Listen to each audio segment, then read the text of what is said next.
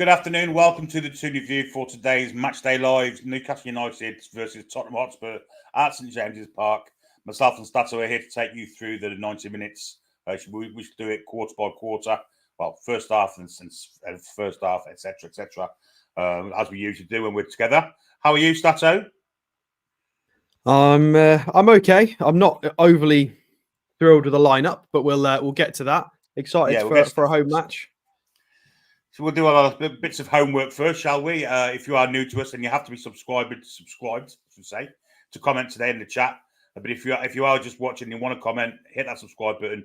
It is free to do so, and give us a thumbs up. Also, you can also be a member of the Toon Review by clicking the join button, and also super chats are available by clicking the $sign, and you can contribute to whatever you'd like to contribute. We've already got a membership thing. Peter McCardle's been 7 months a member. Well, thank you very much, Peter. Keith Dan Newport and chairman, and two others from PAF at the game. Some interesting conversations to be had. We'll come on to that in a second. And we also have a super chat from Eddie Gorn over in Japan. 1,000 yen. He says, Kelly overhaul, long stop over Tonali. It's another negative selection by Eddie. Don't know what to say. Hit them hard early, and Hall and Tonali would have been better. Eddie's playing not to lose. Interesting comments. Before we go any further, give a shout out to a fella that's emailed the channel. A fella called Ernest Clifford, who's pretty poorly at the minute. But we're all with you. Keep your chin up. I think it was your son or your nephew that emailed us. But Ernest Clifford, hope we get the 3 points for you today. And keep your chin up, mate. We're all with you, fighting for you. So that's for you, Ernest. I hope you enjoyed the stream today. We'll have a look at the lineups, shall we, before we go any further, because they are quite controversial, in my opinion. This is the Newcastle one. It's Nick Pope in goal. Then we've got a back four of Livramento in for Trippier, Dan Burn, and Kraft first, then Burn.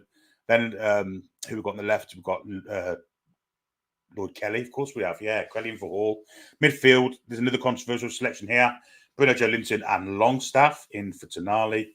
And then a front three, which is much better. Barnes on the left, we think. Gordon on the right. And he's up for the middle. I guess Gordon and Barnes can interswap. Stato, what are you thinking? You're me, mate. Yeah, so not overly thrilled with that lineup. Obviously, one of the positives is Barnes has come into the starting lineup. Presumably, we're going to have Barnes left, Gordon right. They may swap a little bit, so that's a positive change. Personally, I'm devastated we've lost all the technicians in this team again. I think it was a big point against Bournemouth that stopped us playing well or having any control of the game. So missing Hall, obviously no Tonali wasn't available yet, and players like that, even Trippier in the starting lineup, it means you don't have control over a game. I couldn't agree more. And we were susceptible to the press last week, weren't we? So, you know, we're going to be susceptible to it again, aren't we? I would think if Spurs put a press on, you know, there would be trigger points, and can we get away from it like we couldn't do against Bournemouth? Yeah, so it didn't. It may work, and again, I was thinking about how to say this before we went live, because obviously I don't want to be in that camp of being really, really negative. Personally, I don't trust this lineup. I don't think this is the right lineup. But again, I'm not a coach. I'm not a professional. I'm not a pundit. I'm nobody. I'm literally just a fan, a talking head on a TV screen for YouTube. So I have no professional training in this matter, but I just feel like there are not enough technicians in this side. We're not going to be able to maintain any control of this game, even at home. Spurs are one of the most technical teams in the league, and they do have a lot of control over games. They've got a lot of fantastic technicians in their team with sort of Maddison and Basuma and players like that. So I'm a little bit scared of having none of the ball. So it really, really concerns me. The flip side is I massively hope I am wrong, and that this team is able to absorb pressure, hit on the counter, and then we can win this game.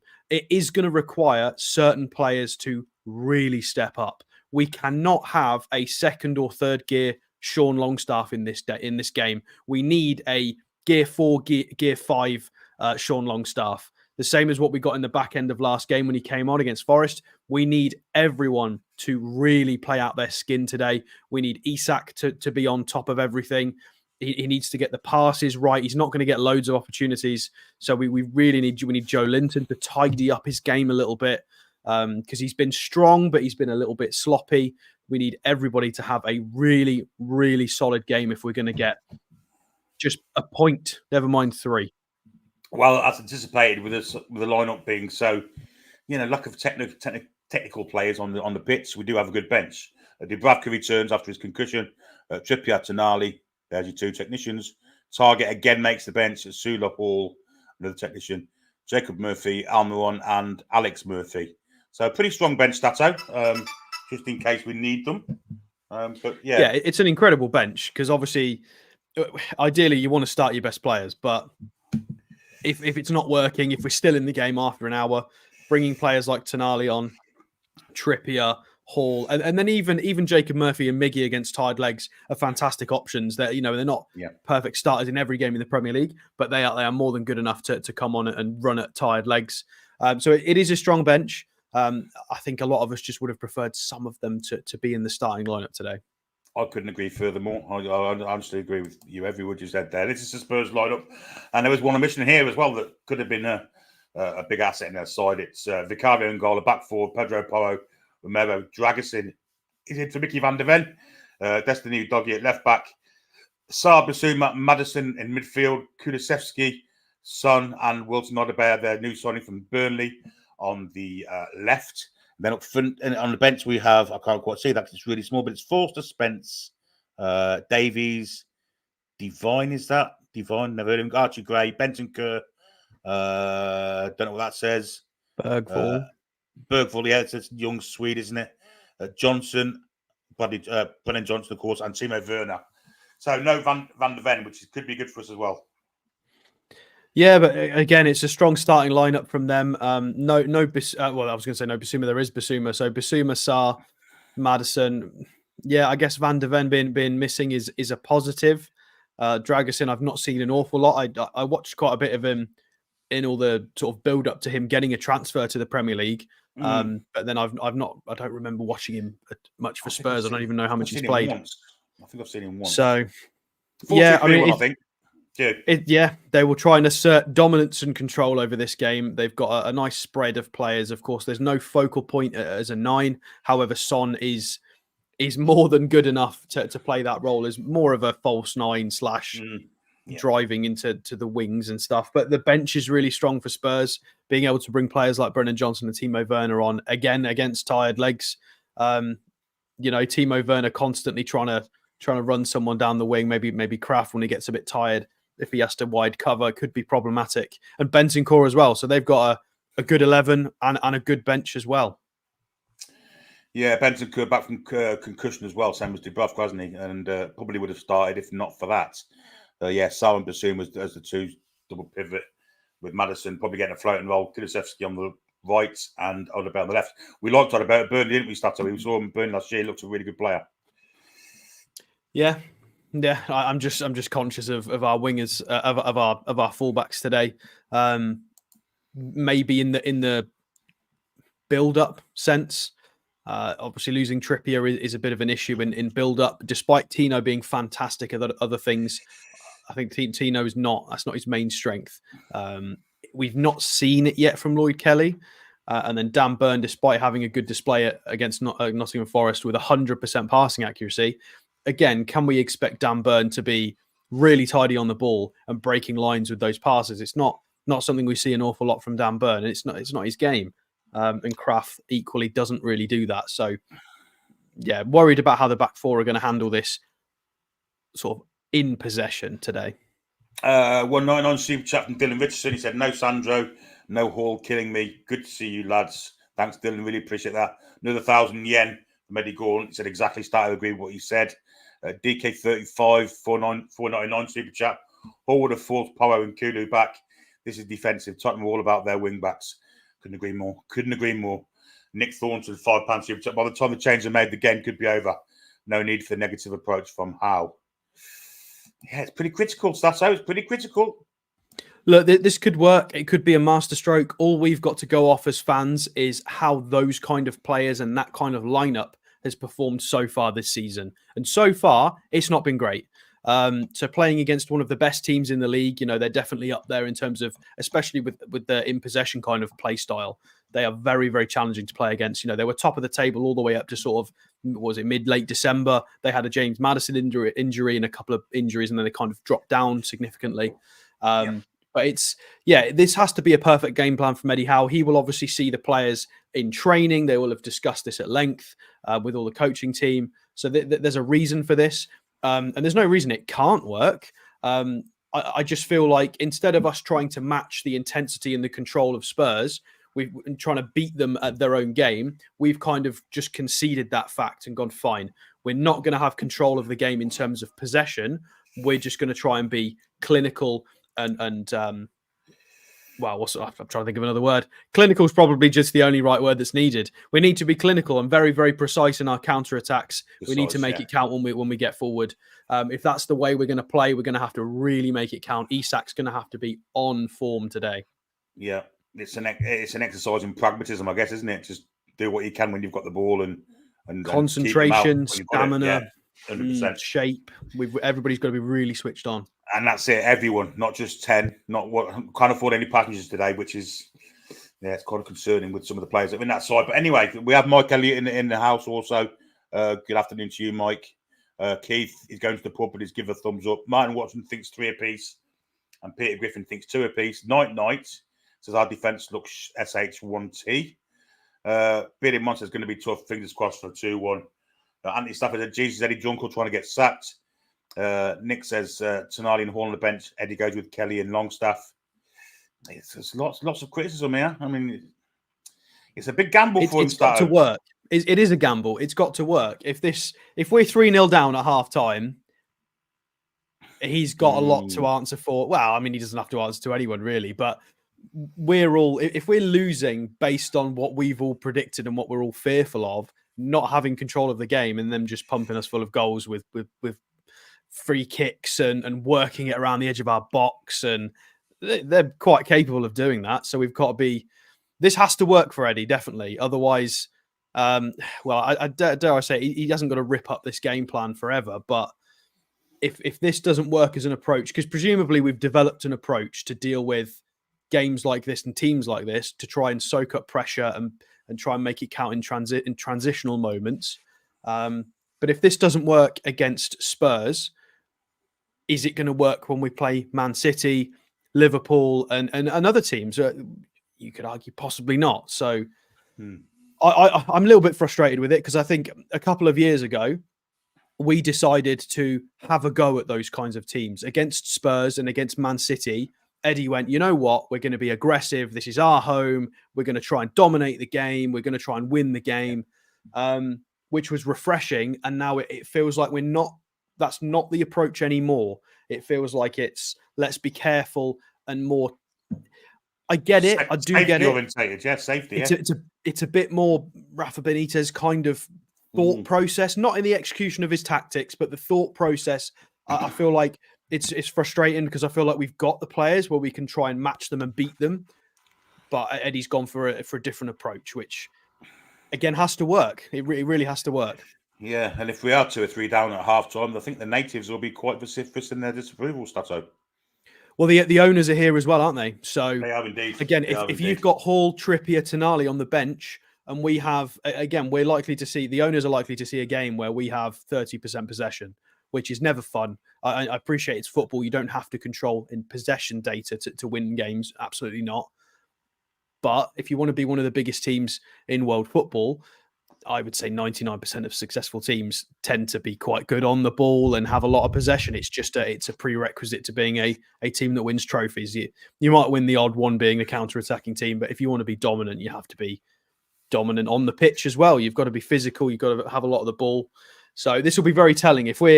This could go very wrong for Eddie today because, like I said, the owners are watching. If we concede a couple of early goals and we've got no control of the game and he's got his big stars on the bench, it's going to look a bit. I think he's going to be sweating a little bit. I don't think there'll be any problem with his job, but it can't be very nice. No, absolutely not. Graham the Wood one asks how anyone know how much was raised on charity day. We should have some kind of figure for you tomorrow or the day after. We have to wait for YouTube to calculate it all, and of course they take a wee cut, even though probably less because it's charity. But I know how much. Yeah, I think it's different because I think it's declared as a charity stream, and I think they Yeah. have a specific thing that they do. Yeah. Yeah. I know my backside was raised about 6 cushions by the end of the stream. That was something that was raised, but yeah, it's a bit better today. Noel Powell says he's on the gargle again. Tom Lynch, of course, is there. Good afternoon from McLaren St James's Park. He says, tonight on the bench, but I suppose not a huge surprise as he's not match fit yet. How do you get match fit, though? That's the question. Play game, play time, give an hour. Sean Longstaff played 3 months whilst not being match fit at all because he was injured. So 100%. And he's been selected for the Italy squad, so Italy presumably will use him. Of course they will. Andrew Tierney, good afternoon to you. Morgan Ashton, afternoon to you. Why isn't it Tino, Kelly, Byrne, Hall, and then Tonali, Bruno, Joe Linton? I guess Heady just didn't play left footers in that right centre back role, does he? Simple as that. It would have been nice to even just get one technician in this side, just one. We don't need all of them necessarily, but I'm shocked that there's not one of Tonali, Trippier, or Hall. I appreciate a lot of people prefer Livramento nowadays, but in terms of the passing range and the calmness under pressure, maybe Trippier would have been a decent shout. I'm just shocked that he's not gone for any of them. Yeah. Laura Gallagher, afternoon to you. She's halfway through her 36-hour shift at work, hoping for 3 points and a miracle. Two things. Trevor says, good afternoon, everyone. Suffering my normal Sunday hangover. Mark Singleton, the Bournemouth supporter, must have had a great day yesterday. That was very, very funny, I thought. Good afternoon from the South Coast. Hope you all have a great performance and win. Still on the high from the Cherries. 9-minute comeback. Win at Everton yesterday. Good luck to Toon. That was hilarious, that's all I have to say. It was hilarious watching on Sky Sports News Soccer Saturday, and it was even more hilarious watching on Matchday last night. Well, I haven't watched Match of the Day yet. I'm going to catch up on all of yesterday's football. It's been a busy day in the household. Yeah, David Noble, good afternoon to you. He says, in my opinion, I'm not sure playing Kelly's a good idea. At least up top, he has Gordon and Barnes. So Kelly playing at left back will be up against Kulusevski, I guess. I don't know. I really don't know. I think Kulusevski will be a little bit more central. Well, not central, but not as high up. Well, Porro will be on the overlap, wouldn't he? Constantly, I guess. You know what? Porro's a better attacking fullback than he does defensively one. That's for certain. We saw that 2 seasons ago, didn't we? They're all very flexible. They're all quite positionally flexible. Again, it's similar to how Man City operated 3 years ago. You're going to have people just popping up in different positions. Kulusevski can kind of just float around as a winger, tuck in a bit deeper and go central. Son will do the same. Maddison will do the same. Maddison can be midfield, attacking midfield. He'll float left and right. They're super, super fluid. So again, this is why everybody's got to be really, really switched on. Super concentration levels.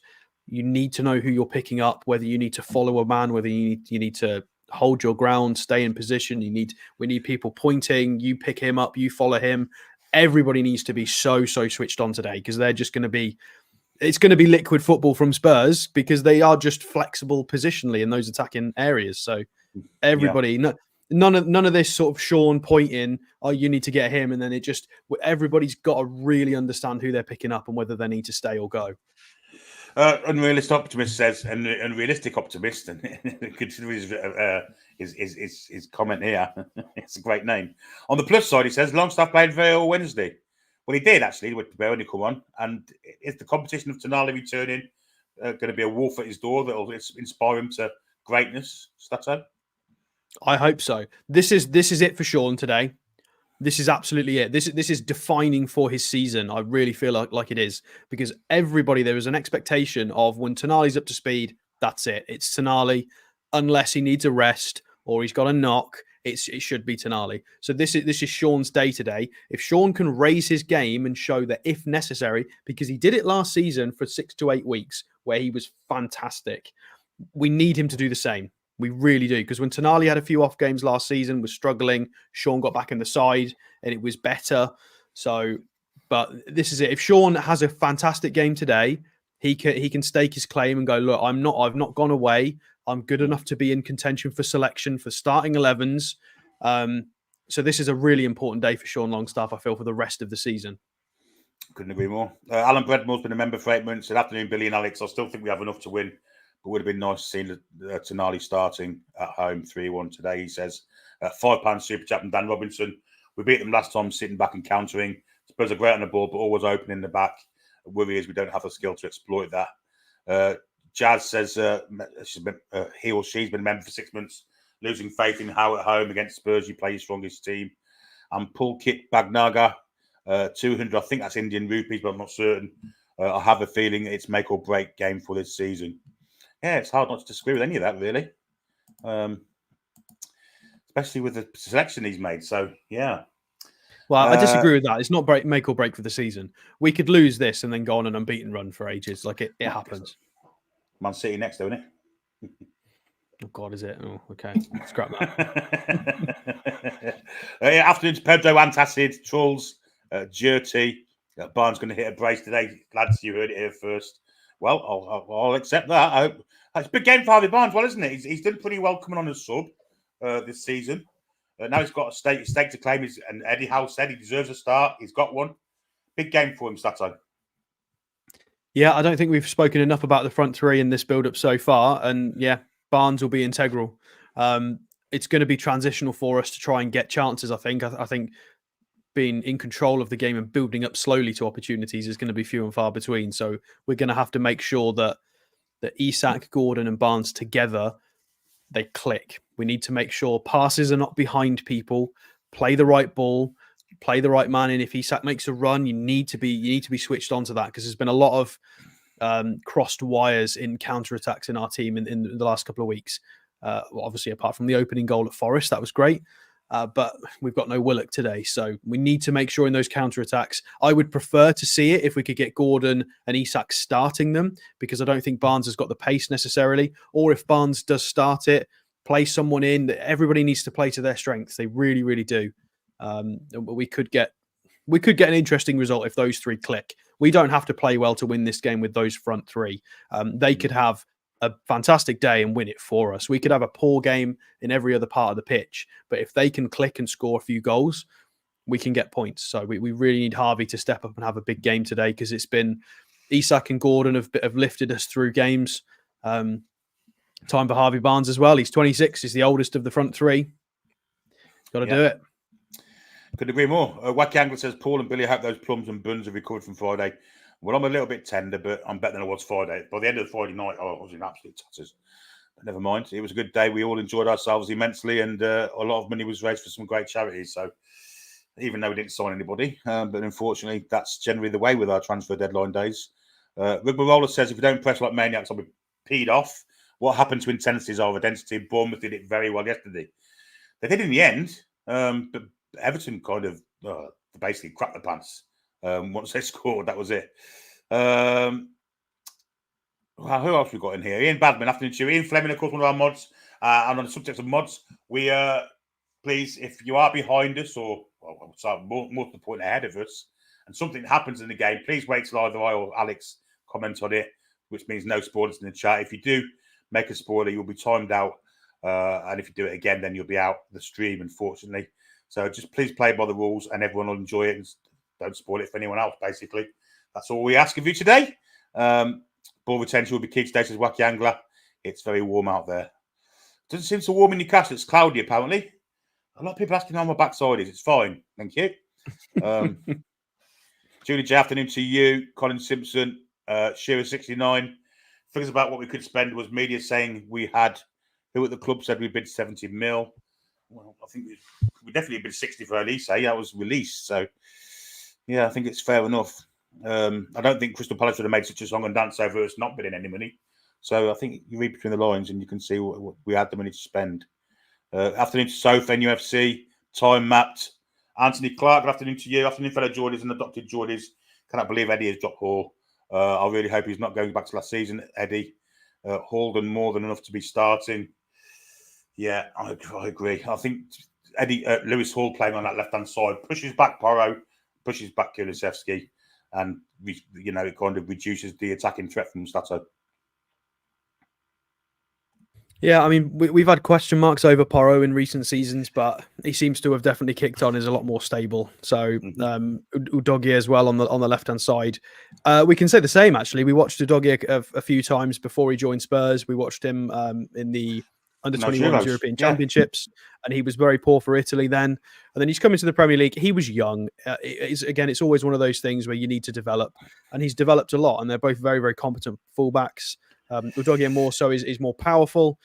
Porro is a little bit more technical, but they both got stamina for days, positional awareness. They're playing in a tactically sound team. Yeah, and it's just not concerning for us, but they are a good team. You don't look at this Spurs team and go, that's the weakness, that's the weakness, this is what to play on, this is what to play on. It's a little bit more, they're very, very balanced. You could argue that maybe Dragusin or Dragusin, whatever his name is a step down from Van der Ven. Fine, but he's still probably not a bad centre-half. And maybe one of the main things is set pieces. Defensive set pieces is a weakness of Spurs. It's quite well known and quite well documented that Ange Postecoglou does not have a defensive set piece coach or any set piece. I think it's just defensive that he doesn't have. I'm not sure. Well, but they're the quite poor. they've got two big banners, midfield Maestro Fan Milano in the All for Gallagher. Tonali, and he's not starting. Fantastic. Yeah. Oh, dearie me. The players they're are in some nice jackets though. They've got the white kind of zip up hoodies. Darren Anderson doesn't really the line look. It looks like Darren Anderson, that linesman. That's not fair. Afternoon to Mark Lassalle and Ray Fagan and Brian Brown. He said it's red hot in Cyprus. Sharon Hooten asked how much you guys raised on Friday, Monday or Tuesday. We'll know in a day. Brian Wilbur says chucking transfer window. Liverpool bottled it 3-1 against today. Sadly, Baz Dalunda, hi mate, down there in Australia in the early hours of the morning or late hours of the night. They're just going for the lineups again, so we'll quickly do ours here while we're here. Stato, do you want to do the first bit of the first half? Yeah, can do.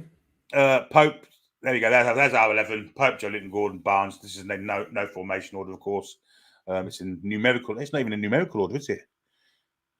Weird. It is out on the pitch. The goalkeepers there, but then it's Joe Linton, Gordon, Barnes, Isaac Kraft, Livramento, Kelly, Byrne, Longstaff, and Bruno Guillemot, the captain, and Spurs line up as such in formation order. Good for them. Vicario, Pedro Porro, Romero, Dragusin, Udogie, Saab, Basuma, Madison, Kulusevski, Son, and Odobert.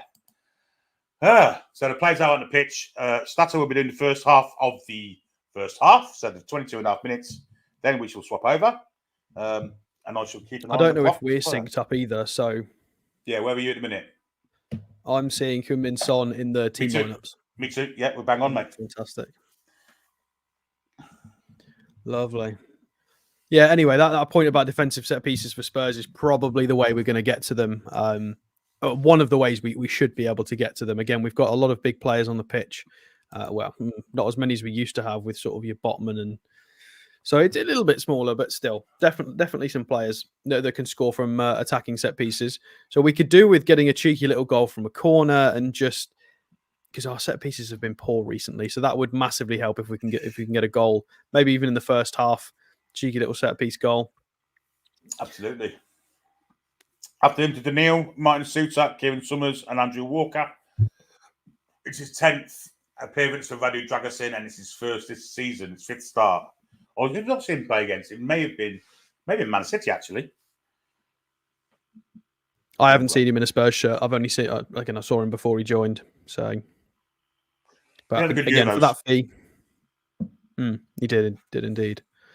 Right, we've got Eddie Howe and Jason Tyndall having a little chat on the touchline just before we kick off. All the teams are on. All the players are all having a chat. Cameras so on in this view here, so the clock's bigger. Does that make sense? It does, yeah. So you got to look for your commentator. I'm in the little box just over here. We got to get ready with the clock, the countdown, Billy. They're in the huddle at the moment. I'm here. I've got my control here. Yeah, Bruno will be doing the little... Oh, Pope, they're just waiting for Pope to join him. Yeah, Bruno mentioned in his little Sky Sports thing today that obviously he's got to do the team talks in the huddle. And he struggles the night before. He's thinking about it for an hour in hotels and things like that. So, although it does look like maybe Byrne had a little chat with the team there, so it might have been a bit of both. But the camera is on Bruno with the captain's armband on, and the teams take their positions ready for kickoff. And once again, we were attacking the Gallagher first half, so we swapped. Shit out who won the toss. But I'm guessing Spurs, it's a shit house shit, that is. I don't like it when they do that. Hmm. Southampton did the same, didn't they? We're underway. Isak's kicked off. Bruno straight out to the right to Tino Livramento, is instantly pressed and pushed off the pitch backwards, and we get a free kick for it. Spurs trying to take the throw. There was Heung-min Son. Yeah, that was a foul. I don't know what he's complaining about. Bundled into the back of Tino Livramento and pushed out. So we've just been given the throw in, which is wrong. Another foul, clattered from behind. Who was this? Kulusevski from behind there, straight on Bruno. He's down as well. I think he's been trodden on, maybe the back of the ankle. Yeah, that's poor. Oh, he's all clattered all over the back of him. Again, second half, you get a booking for that. It's early doors though, so Spurs trying to unsettle us. Less than a minute on the clock and two challenges from behind by Tottenham Hotspur players. We are going to take quite a long set piece though. Maybe a thing they've said, it could be a tactic from Ange. Bruno chipped over. Dan Burn on. Isak in the box. Can't quite get enough space to shoot. He tries to lay it off for someone else, and we lose the ball, unfortunately. Yeah, Bruno with a cheeky little floated ball over the top, flicked on by Dan Burn, but Isak just cannot find the space. And now it's back with Bruno. It's been cleared by Spurs. So Bruno in front of Pope is going to have to go back across to Emil Kraft, back to Pope, who's being pressed by two. He needs to get rid of it. And he does. Long ball central. Flick on one by Gordon, but it doesn't find Isak. And Spurs now free on the left-hand side. It's fallen kindly. Son running at Tino. Central. Sprayed out to the right-hand side for Spurs. And they're in an attacking shape here. And we've dropped straight back into a 4-5. Well, we're in a 5-4-1 now. Mm. This is the kind of attacking shape we do not want Spurs to be in. 2 minutes into the game, Billy. No, I've not been impressed so far. Spurs are up for this. That's out by the look of it. I know we're only 2 minutes in, but they look up for it. Well, yeah, but you can't account for people fouling. Not a lot you can do about that if people are going to foul. Nice little header back to Nick Pope. There was a ball over the top there, which ricocheted awkwardly. Nearly played Maddison through, but it was headed back to Nick Pope. And he's released it well. We've managed to find Joe Linton on the left, who's marauding forwards to Barnes. Joe Linton's going to provide a run central. He's in the box towards the 6-yard box, but it's too close to the goalkeeper and it is collected. Good move, though, from Joe Linton early doors. Yeah, it's a very nice move, that. Just a shame if the cross was too close to the keeper, but, well. Well done, Gordon. Gordon straight in, a little foul on Udogie there from build-up. We need to do that. They've done it to us. We've done it to them. Gordon preventing them playing out quickly from the back there. Gordon teams up for it as well. That's what we need. We need everybody very, very much up for this game. No rush to take the free kick, though. I mean, he's taken it there. He's just moved it several yards. Well, if it goes any further, we get a penalty for it. Yeah, they're going to go back to the goalkeeper. Bruno's furthest forward pressing. Isak's dropped off. There's going to be a big hole in midfield, though. So if they do manage to play out, there's going to be a lot of space. Bruno and Joe Linton helping. Bruno, slight push from behind. He's given the foul. You're not going to get away with anything today, it seems, from this referee. He's blown up for everything, which, yeah, I guess it was a foul. But you're not going to get away with soft fouls in this match, it would seem. Who was the ref? Anyone in the chat could tell us? Because I don't know. I've got a clue. I haven't looked. I can't be bothered to look at who the ref is now anymore. They're all terrible. So, long ball forward played for Kulusevski central. Oh, dear me. Emil wins the ball with his knees. Out to Lloyd Kelly, who tries to find Joe Linton on the left. And he finds a nice through ball for Bruno, who's going to try and play Barnes and Isak, who can win the foot race. Harvey Barnes is brought down. Did he get that ball? If he didn't get the ball, it's a corner. It looks like it is a corner. Dragusin must have got a touch of the ball. It was a foot race. Again, it's a shame it was Barnes because the other two win that. Yeah, it was a fantastic tackle from Dragusin there. Good covering from Dragusin, wasn't it? Yeah, lovely. Dan Burn in the air, Sato. The other end, Dan Burn in the air looked really, really dodgy there. Well, I think it was I think they were both trying to win the same ball, which possibly didn't help. We have got our first corner of the game, though. We've got Bruno on the keeper, Dan Burn in the 6-yard box. Barnes is there. Lloyd Kelly back post. Corner comes in. Oh, and it's headed. The goalkeeper made a mess of that, but Spurs have got it on the left and are going to try and run it past Isak at left back. Isak's robbed it. He's going to drive into the box, chip to the back post. Oh, he's chipped it off the crossbar. He's done Vicario there. He'd absolutely sent him. And then Joe Linton, unfortunately, has lost it. And we've managed to come away with the ball, have we? The ball's ricocheting off everybody in the centre of the park now. And we've somehow come away with it. Bruno is going to fall over and win us a free kick. Note the referee's going to give us advantage. Yeah, Isak there, seemingly trying to chip it towards the back post for a header. But it was such a well-placed cross that it hit the post and nearly went in. He nearly dinked him with a Peter Dinklage from Isak. I think he meant it, Stato. Well, we're going to get a replay of it here. Dithering with it at the back in left back. Isak wins the ball off the fullback. Little cheeky chip. Yeah, I think it is. That's definitely not a cross. He's taken the pace off that on purpose to try and lift it over the goalkeeper. Backpedaling Vicario, and it just dinks off the crossbar. Cheeky, very cheeky little attempt. And we still have the ball, Billy, playing it around at the back at the moment. Yeah. Good start. I was going to say the same. Good start from us so far. Dan Burns going to play a long ball to try and find Barnes. That was a fantastic ball for Joe. It was Joe Linton. And it's pulled up for a free kick. I'm not sure that was a foul. The referee is going to blow for everything. Robert Jones, by the way, the referee is. We just did fantastic bit of chest control from Joe Linton. And it is. He's pulled him back slightly. Yeah, you're not going to get away with them today, unfortunately. Long ball from Vicario. Lloyd Kelly tries to head it back to Pope, but misses the box. So Nick Pope cannot pick it up, and he has to clear it out for a throw-in. Pope, you could have cleared it down the pitch, mate. You didn't have to kick it out for a throw-in. That was a bit silly. I think he was trying to chip it over the defender to Lloyd Kelly, though, style. I think he's trying to be cute. God. And Nick Pope just hasn't got that in his toolbox, has he? He doesn't have a short game whatsoever. Well, it's going to be an offensive throw. Pedro Porro for Spurs here on the right-hand side. And the linesman has picked his flag up for a foul or an offside, something from Madison. I'm guessing it's an offside. He's put his flag in front of him, so that's the offside signal. Camera pans to Sandro Tonali. They're showing his record, 8 appearances, 438 minutes. Not a lot. 316 days since his last Premier League appearance. And they do plan to the crowd with the Sandro Tonali, Forza Tonali banners. We definitely want to see him on in the second half, Billy. I can't believe he's not starting, if I'm perfectly honest, especially after the performance he gave the other night. Long ball up to Isak, who doesn't win it, not surprisingly. Dan Burn can't clear this second ball and just has to boot it up. We've managed to come away with that. Longstaff to Gordon, tries to play through Isak, but it's intercepted. Bruno aggressive in the tackle there, can't quite get it. And there's a through ball for Kulusevski here. Dan Burn's got to be switched on. He is.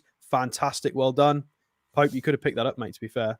Gordon plucks a ball out of the air from the clearance. It's Gordon and Isak running through. He tries Harvey Barnes on the left. He's running at his man. He's in the box. Right foot shot. Oh, it's just past the post. Just past the post. Fantastic. Fantastic little bit of play there. Brilliant from Anthony Gordon. That touch there is phenomenal to set him free from the defender.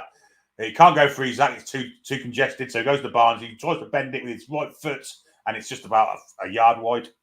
Brilliant effort. Ooh. It was a fantastic bit of play. Well done from Gordon. Fantastic first touch. Isak drew all of the defenders centrally. Therefore, Barnes was free on the left. He played through Barnes. He set himself steady. He went for a right-footed curler, and it was close. Good effort from Harvey Barnes. Good so far. Anthony Gordon started the game on fire. They're trying to play it out from the back, and we're not letting them. We've got 3 men. But Udogie manages to find some space, and he's going to run central now. We need to try and get the ball off him here. Madison picks it up in the middle of the park and he's going to run at people. We've now decided to back off a little bit into our defensive shape because we could not stop them from playing out. Lloyd Kelly on the left-hand side. Played central to Madison. Again, we've dropped fully off now into our... We're in a 5-4-1, so we are defending in a different way.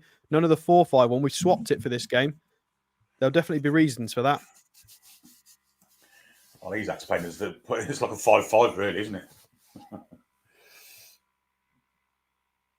And Spurs just playing around with it at the back. No pressure from us. We're just waiting.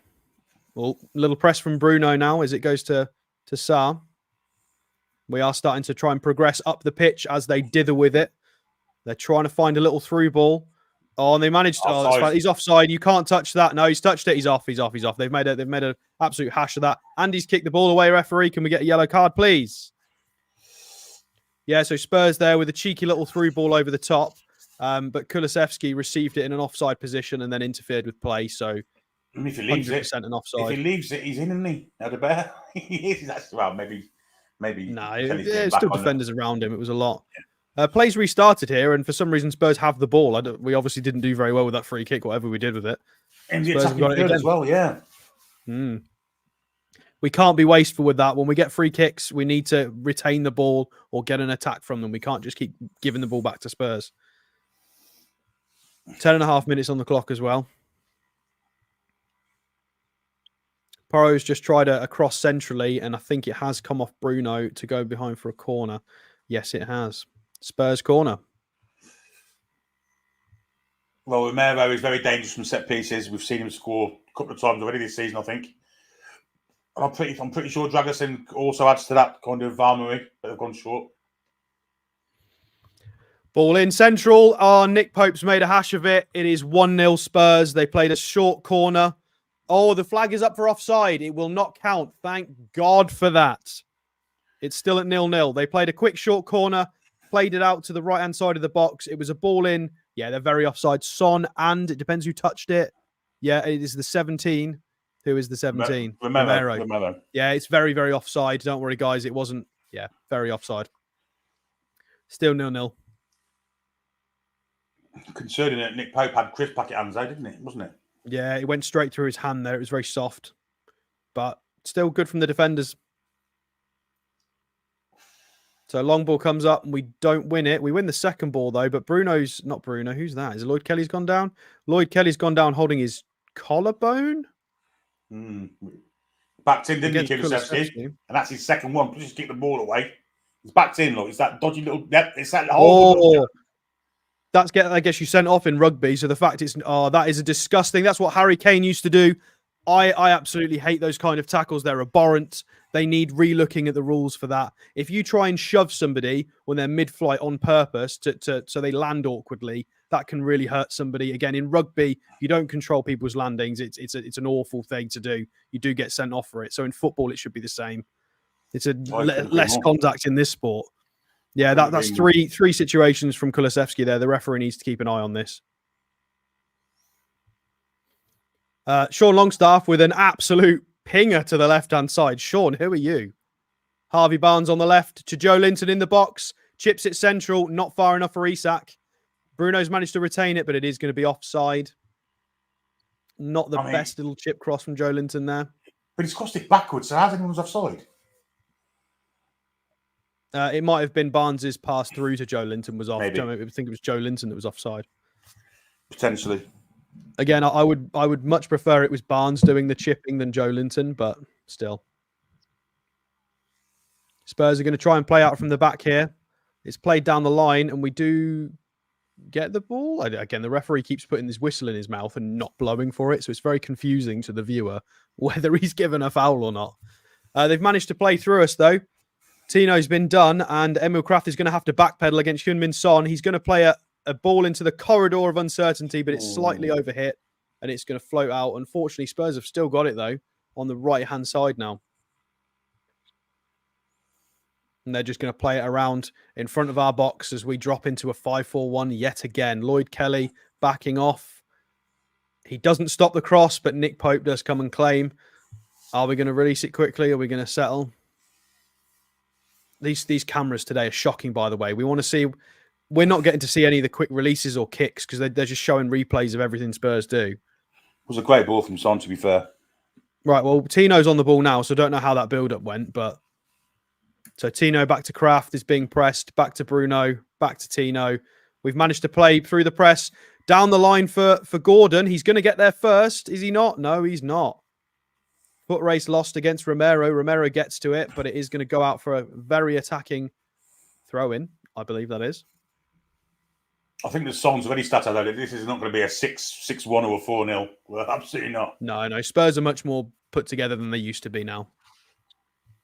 With the cameras on Romero as well, I'd prefer us to see the... Oh, it's a corner. Thank you. I didn't know that because, again, the cameras are more interested in the nose hairs of Tottenham Hotspur players for some reason. So it is going to be Anthony Gordon taking the corner as an outswinger on our right-hand side. Ball comes in, dinks towards the back post. We win the header, spray it up. Vicario punches it away unconvincingly. It's a shot comes in. It's deflected from a Spurs player. Back behind for a corner on the other side. Looks like it was Emil Kraft who had a little pop there. Very, very poor from Spurs, but not very convincing from us either offensively. It looks like it was Joe Linton and Lloyd Kelly jump for the same ball, Billy. Yeah, not good.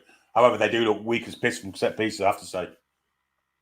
Yeah, again, it's one of those strange things. Why does he not have a set piece coach for defensive situations? It's because they don't look very good from it. Anthony Gordon is going to try again. This time it's going to be an in-swinger. You've got Sean Longstaff and Barnes. No, it's just Sean Longstaff at the edge of the box. Dragason's on his butt for some reason. He's going to tell Joe Linton off.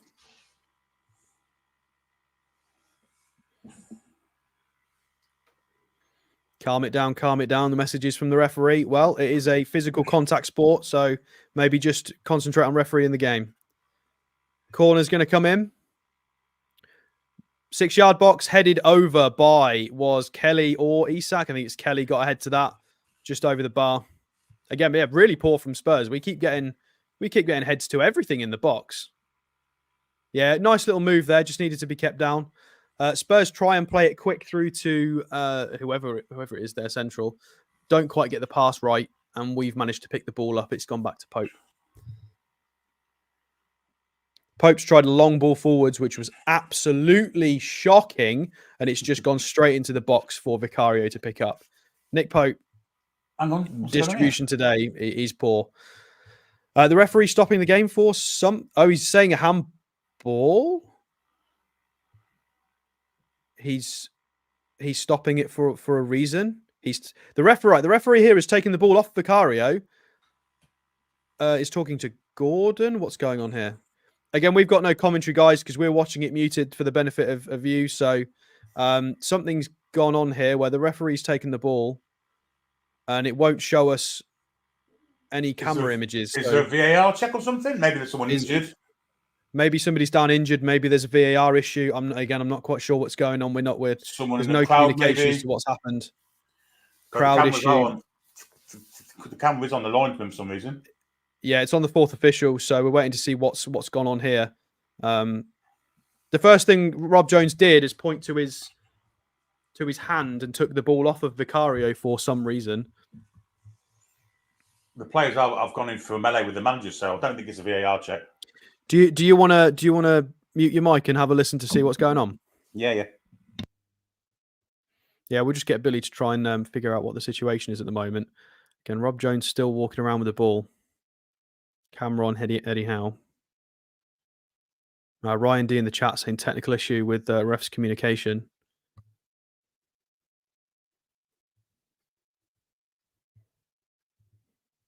Well, get some better equipment then. Have a backup in your other pocket. Not good enough for the amount of money that goes into this sport. Linesman has an injury. Is that what it is? Well, it looks like the fourth official is putting a pullover on. He's going to go and do something else? Or is he just cold? No idea. Riveting commentary. Linesman injury and the fourth official's going to take over. Yeah. Can we not get a replay of how he got injured? They're not going to show us that.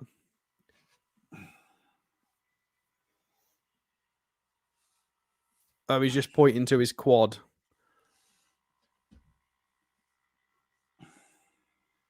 Having a little giggle. Yeah, can we hurry this up, please, sir? Take your time, mate. It's not like there's a game to go, and there's probably hundreds of thousands of people watching this from Newcastle and from London, and from all around the world, presumably. Take your time.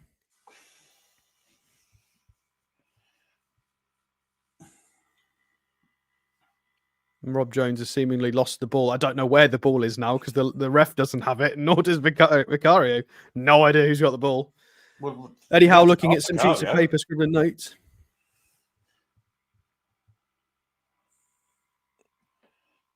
It's very odd.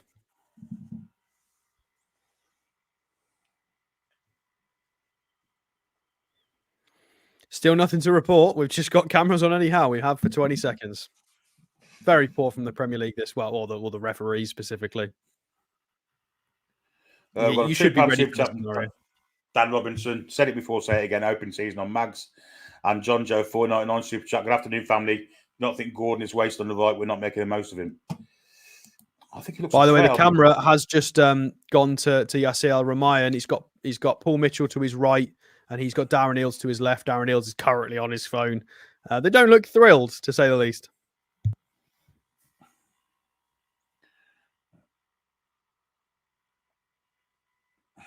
Have we done all super chats? Have we, Billy? Yeah, I've done them all, mate. Yep. Andy Stafford said, "Get him pulled off the WANKER." Yeah, I'm afraid I don't care if you're old, young. You need to get on and do the job. Whether you're a linesman, whoever's injured, just get somebody else on quickly. They need to be better prepared for this kind of situation. So the linesman has now gone to the fourth official's role. I think that's how it works. So Vicario rolls the ball out, and play has resumed. And they've managed to play through us quite quickly here. Son. Oh, he's absolutely clattered by Sean Longstaff. Well done on Bissouma there, who received the ball. Good from Sean so far today. And Spurs have got it, being pressed quite high. Gordon's going to press all the way back. Surely they're going to go back to the goalkeeper. Yes, they do. Vicario's out the box, though. We're pressing man for man. Lloyd Kelly's up high on the press as well. Emil Kraft is going to have to win the header against Son, which he kind of does. It's managed to fall back to him. He tries to get a little clearance to Tino, which we do get. Sean goes for a long ball to spring a counter, but it's blocked by Bissouma and goes out for a throw-in. John Joe, 199 super chat. My number one hated team this season is Crystal Palace. Oh, camera pans too. Fabian Shea in the crowd with Gillespie and Paul Dummett. So Paul Dummett is there to watch. Probably off from a contract. Long ball up to Isak, and he does not win the header again. Surely we need to bring in a specialist for Isak at this point. He's 6'3", and I don't think he's ever won a header. Throwing in from Tino was shocking, but we've managed to keep the ball. We're playing some nice stuff here with Sean as well, getting quite intricate. Still got the ball out to Tino on the right-hand side. You need to make a run, Sean. You can't just sit there. Joe Linton has got it central. He's driving to the right-hand side. Oh, he's lost the ball. He has been tackled, unfortunately, and Spurs are going to try and play this out carefully. Some little triangle passes, and they do get away with it. Madison Central is going to spray out to the right-hand side. Lloyd Kelly's going to have to be switched on now. He's being ran at. He's going to back off into the box. Shot comes in, and it's blasted over the bar. Again, Lloyd Kelly backing off, allowing somebody into the box to play a couple of step overs and get a shot away. I would prefer a tackle from Lloyd Kelly there, Billy. Yeah, it's we've seen him do it before, haven't we? And we've only seen it's only his second start. Back off. Odebear didn't need any invitation to keep going at him. And his shot, though, Paul, was pretty close, actually. I think Pope had it covered, though. Well, it's 23 minutes on the clock. Despite the injury, I will hand over to my co-commentary. Go another minute, mate. Go another minute. Yeah, okay, go on then. Well, we've managed to nick the ball back off Spurs in a defensive area because they would just played some shocking passes there. Lloyd Kelly tried to boot it long for Isak, which didn't find him. And we've given Spurs the ball back. We need to stop just booting it to Isak because he doesn't win the headers. Spurs have got it again in front of our box. Maddison with a cheeky ball long, tries to find Son, but we do manage to clear it. Bruno plays it to Sean, who tries to slide a ball through for Isak, but Isak wasn't ready for it. I mean, you need to be Isak, mate. That's the play. If we get the ball back, we need you ready to make a run. So I'm not going to blame Sean for that one. I thought it was probably a decent idea. And Nick Pope has got it. Again, Spurs long balls have not managed to find their sort of range so far. We're trying to play it out from the back. Tino's got it on the right. Going to play it central to Isak, who's managed to retain the ball. Gordon's got it now. Isak's going to carry on his run. Oh, Gordon with a terrible pass has lost it. Kulusevski on the left-hand side. He's going to play a ball, but he can't actually get it through Emil Kraft. They've got it central. Long shot from Papisar. Oh, it's parried away by Nick Pope there. Very, very lucky from Spurs. Very, very lucky. Kulusevski tried to play the cross in and it rebounded back to his own feet. but they did end up with a shot central, which went through a pile of bodies. Nick Pope did very well to save it. We managed to clear it away from the following corner, which we don't seem to see the corners because they're too busy playing highlights. Yeah, it's been awful so far, coverage, I've got to say. It has. Son on the left-hand side. He gets a ball in, but it is cleared away by Lloyd Kelly. It's going to go out for a Spurs throw-in. Yeah, just tell me when you want to take over, Billy, and we'll swap. Yeah, go now if you want, 25 minutes. It's thrown to Spurs. Pedro Porro will take it on the right-hand side, just outside the penalty area. Throws it back where Bissouma is. Or maybe Sarr. Sarr goes all the way back then to Romero in the centre circle. Slip ball forward for Sarr. And now it's with Maddison. Now it's with... is that Kulusevski running it? Burn, good tackle comes in. Does rebound to Doggy though. Anthony Gordon couldn't win the battle, and it went back to Romero. Romero's got drags in square, but instead he goes into the middle of the park where Maddison's waiting for it. Does a little turn away from Sean. Square he goes though to, I don't know, that isn't the far side, maybe Bissouma. I think it is Bissouma. Back to Maddison. Maddison looking for a ball. He's fouled. There'll be a free kick to Spurs there. Foul coming in from Bruno. Spurs taking over the possession rankings here, which we expected, I guess. Bissouma plays square where Romero is. Go on, Sam. Yeah, I mean, it was an expectation. I think we've had more of the ball than I thought we were going to. It's not been as terrible. Well, they've won it hard at the pitch against Spurs, and now it's with Maddison looking for a ball through. Good ball and mark there. It's Odebear shoots, blocked. Comes out to Kulusevski, far post, looking for Son, who's on his own at the far post. Takes it down. He has Kraft in front of him. Plays it back to the edge of the box where Maddison's waiting. Squares it back to Sarr to go from distance. Camera safe from Pope. Could have probably caught that, but he's parried it out for a corner. Signs that Spurs are starting to get a bit of an advantage in this. I think Pope could have been better than that with that, surely. But safety first. Good effort from, I think it's Bissouma. Trying to curve it. It's Papi Sarr. Papi Sarr into the far corner. But Nick Pope parried it wide. Safety first, and it's a corner for Spurs, which Dejan Kulusevski is about to take. He's got the option of going short, but Newcastle are alive to that. Gordon is trying to stop that, so it may come in the box. Here it comes. Looking for Spurs' head. Finds only the head of Emil Kraft. Now it's with Heung-min Son on his far side. Goes backwards where Udogie's waiting for it. We'll go back to Son. Bit of a mismatch here. He's fouled there by Lloyd Kelly. Lloyd Kelly hasn't started the game with any kind of confidence at all, has he? And he's going to get a yellow card now as well. He's not been great. Previous attack, he fell on his arse, and then this attack, he gets nutmegged by Son. It's not the best day for him. 27 minutes in. And he's moaning about the free kick, but he's grabbed him. It's a free kick. I know Son's made a meal of it, but he got done hook, line, and sinker there with a Megs. And Son ran past him, and he just basically pulled him over. First yellow of the day. Well, I think that all but seals that Hall will come on at some point in this game. The fact that Lloyd Kelly is now on a yellow. I'd be surprised if that change doesn't happen. And it's a dangerous set piece. James Maddison will curve it inwards towards goal from this left-hand side with his right foot. Bruno trying to orchestrate something. I think he's trying to wave to the bench here. Don't know why. But anyway, here's Maddison now going to curve it in. Might go for goal. Does go for goal. Good header away, though, from Livramento. It only comes out as far as Udogie. Udogie cuts inside. Shot from distance over the top from Pedro Pony.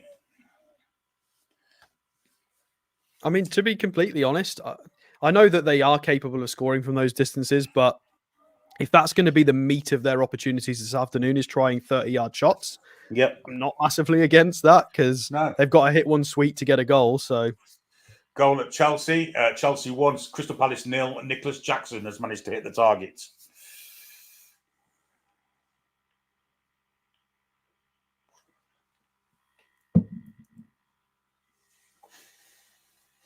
So, long goal kick from Nick Pope, not playing it short. And Isak, obviously doesn't win the ball, but Gordon's following through. And there's a bit of a confusion between Romero and Van der Ven, but they do take it in the end. Van der Ven into his hands with Son now on the halfway line. Inside he goes to this new doggy. Back he goes then to, that's this new doggy now. A good tackle comes in from Sean.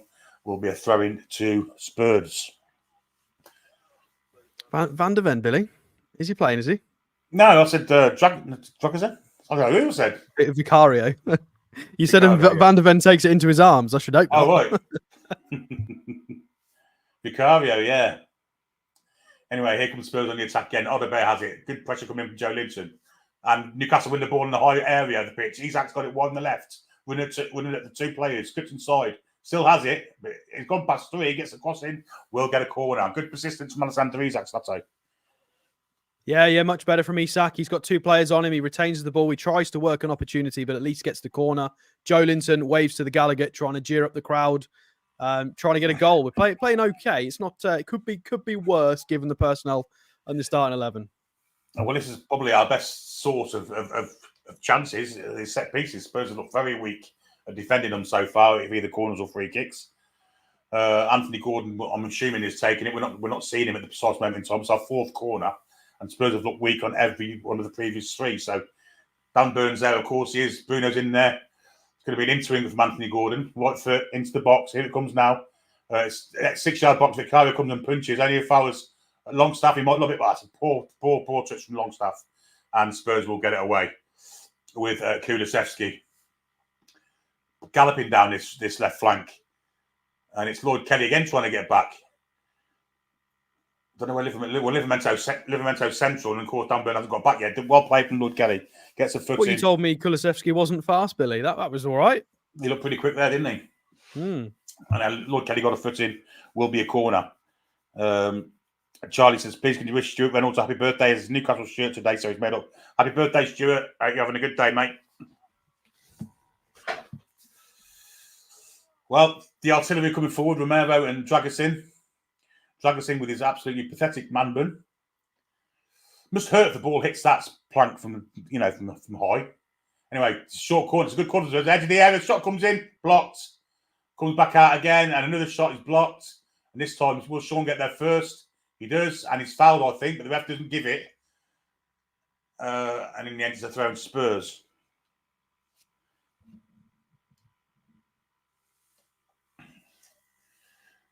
Definitely a set-piece routine there from Spurs. But it only ended with long-range shots. Yeah, Tino and Sean both looked central as the player kind of made a run to the near post and managed to get a cheeky little routine going. Well, anyhow, Spurs' throws come to nothing, and Newcastle now have a throw-in. So it's with Lloyd Kelly on that far side. And he's going to go backwards, or he's trying... But he's not going on to throw to it at the precise moment in time. And in the end, he goes backwards to Dan Burn, who's going to be pressurised. There he goes back to Nick Pope. And pressure still coming. And now Kraft. And still pressure coming. Now Livramento. He doesn't have a pass on. Into Longstaff he goes. Back again to Kraft, who clears down the line. Gordon's foot touch is nice, but Spurs get a foot in. Sean's second best of that one, but he does win the ball. And it's a throw to Spurs. Well, it was off his hand, so that should be a free kick to us. But it's not going to happen. So we had the first four shots of the game. Yeah, and then the last six will be from Spurs. Although I hasten to add all of them from outside the area. Yeah, I think the volume of shots Spurs have taken, I think, massively inflates how good they've been. They've not been overly good, and I don't think we've been too different to what we expected. We expected to concede a lot of possession and be careful, and that's what we've been. It's as expected so far. Well, Paul from Vicario just kicked the ball straight to Kraft, but Kraft's pass wasn't great either. Oh dear, referee! Yes, a yellow card coming in here for Sarr. Terrible tackle on Bruno, who's down holding his shin. It's Lloyd Kelly. Is it Lloyd Kelly again, is it? It is Lloyd Kelly. Oh, dear me. I hope the VR looking at that. Yeah. Oh, that is awful. It's bad, but I don't think it's red card bad, to be fair. Yeah, well, the toes are kind of down, but yeah. I mean, they've both got every right to go for that, but he was never going to get that. Yeah, any higher and that gets VAR checked. Papasar gets the yellow card for foul on Lloyd Kelly, who's also got a yellow card, incidentally. It will be a free kick for Newcastle in the centre circle. Nearly 34 and a half minutes on the clock. Lloyd Kelly's back up anyway. He's okay. He's been down twice now. Once with a collarbone injury and went down with that, but he's now on the ball. Plays it wide for Joe Linton. Has it. Bit of trickery from him. Back to. Well, that's poor from Kraft, and then it's hoofed forward. Everyone's offside. This is really disjointed for Newcastle. No substance or structure to the play.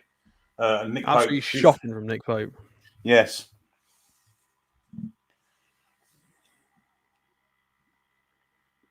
Some instructions from Eddie Howe. I wonder what these are.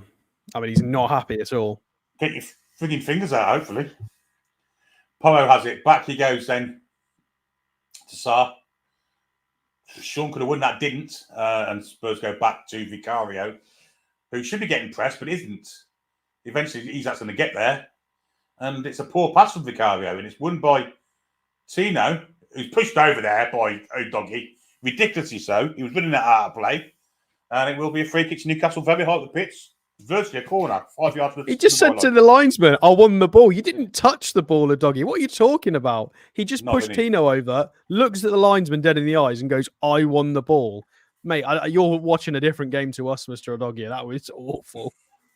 Well, again, it's another free kick in a good position. And again, as I keep repeating, Spurs haven't been great at defending these so far. Anthony Gordon will take it. It'll be an outswinger with his right foot from this right touch line. It's about 10 yards from the byline. One man wall in front. And referees Dan Bird is pointing at someone. There's a lot of jiggery pokery in the box. Can we see the ball come in, please? Here it comes. Gordon floats one in, looking for a Newcastle head. Nearly finds one. It comes to the edge of the area where Sean picks it up. Goes back, and it's a poor pass from Sean. Put Livermore under a bit of pressure, and just kicks it off. The Spurs player out for throwing. That's yeah. Anyway, the throw been taken quickly. Ball comes in. It can be a chance. It's a goal. It's 1-0 Newcastle, and it's Harvey Barnes with the goal. 1-0 Newcastle, and what a great goal it was too, Stato.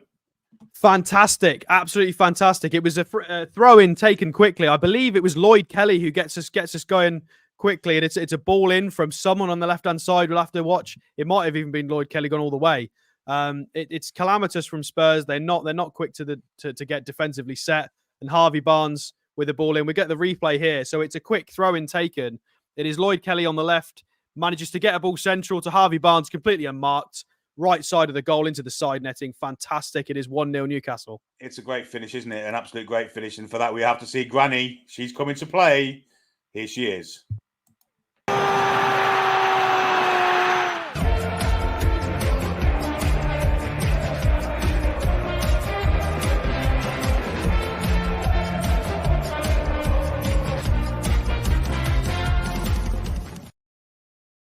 Outstanding finish from Harvey Barnes. Just what we want to see from him. It's good from Barnes. This is what we said at the start of the game, wasn't it, Billy, in the build-up, that we really, really needed this. Although I'll let you carry on because Spurs have got an attack. Yeah, Son has it on the edge of the box. He goes back to Basuma. Basuma goes wide, then further to Odebear.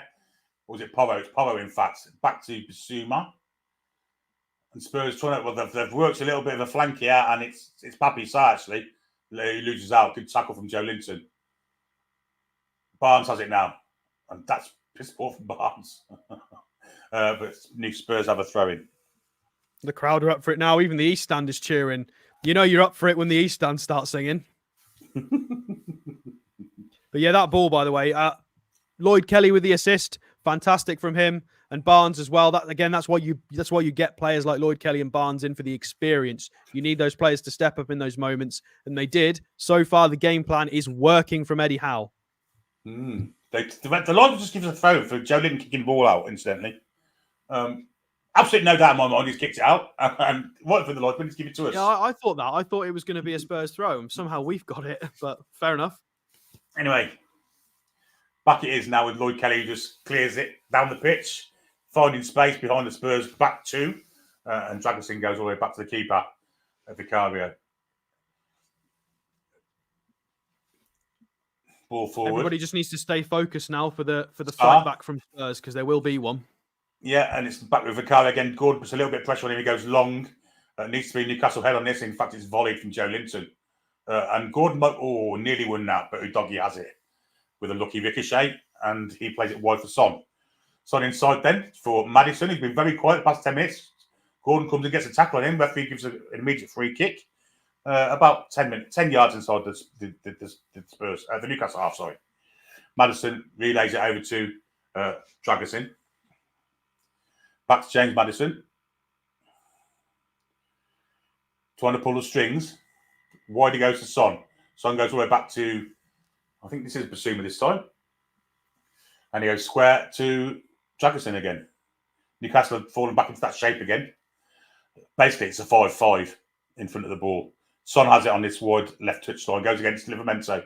Livramento gets a foot in, doesn't win it though. Back to a doggy, and Gordon's on him. And he goes back then to Basuma. Now Sarr, and now Basuma again. Ball over the top. It's a good ball. He's found a bit of space there. Cross comes in, cleared away from Dan Burn in the right place at the right time. Will be a throw into Spurs. Level with the penalty area on this left-hand side. We have 40 minutes on the clock. Ball is now with Son. Son ball inside looking for Maddison. Oh, it's intercepted there. And can we get any purchase from this? Just not quite getting away with it, are we? Ricochet again. Barnes. Yeah, it was. Now it's with Doggy, who stepped inside Gordon's foul coming in from Longstaff. The most blatant foul you'll ever see, and it probably be a yellow card for that one. And it is indeed. Sean, mate, that is definitely a yellow. You've completely clattered him from behind. Fair enough. Yeah, that was very, very good from Harvey Barnes, by the way. Read the ball, intercepted it, nearly got us away on the counter. It was Barnes really started to show. Yeah, it was unlucky. I think Isak maybe wasn't on the same wavelength, but Barnes definitely starting to show the experience now of all those years with Leicester in the Premier League. Anyway, it's a free kick in a dangerous position, that has to be said. It's level with the quadrant, or the corner of the penalty area on this left-hand side, and about 10 yards from it. So there's going to be a cross coming in. All the Spurs players are offside at the moment, as they do. Quite a high line for Newcastle. It's between the penalty spot and the edge of the area. So literally 10 yards away, but a line of 2, 4, 6, 8, 9 of them. Son's going to take it. He leaves it for Maddison, who goes for a little one-touch ball. Good tackle, though, comes in. Good it for Spurs player who does it, and wherever the ball it goes, into the least end. May have landed on Paul's head. And it will be a goal kick for Newcastle United. Yeah, they tried another interesting set-piece routine. Spurs did. It definitely seems like Ange has got a little book in his bedside drawer that he draws all these funny little shapes and lines in, because they've got some crazy stuff he's trying to come up with. Some of them are a bit dangerous, but they often end up with a 30-yard shot that goes over the bar. So I'm quite happy with that, as long as that continues. Yeah, they've not created any clear-cut chances. Like Stato just said, it's all been long-range stuff. And it'll have to be a good shot to beat Nick Pope in distance, I have to say. Anyway, it's a long... Yeah, we'll have a look at the data at half-time and see what's going on. The goal kick's taken, and once again, Isak manages to lose it. Ball through. Good tackle from Byrne. Very alert. Bruno has it at the precise moment in time, goes wide for Barnes. Barnes inside for Joe Linton. Back he goes. Ball played Lloyd Kelly a little bit short, but Lloyd Kelly didn't make it. Sean has it in the middle of the park. Back to Dan Byrne. Dan Byrne will go wide for Kelly. Press is coming on now from Spurs, and Kelly just blocks it down the line. It's a good ball too. Unfortunately, Bruno couldn't bring it down, but it does fall for Newcastle. Bruno with a lovely little touch to Sean, and Sean volleys it wide here for Tino on his right-hand side. He has Gordon down the line if he wants him. I don't think Gordon's going to get that. He's overhit that by at least 4 or 5 yards, and Romero lets it go out for a goal kick to Spurs.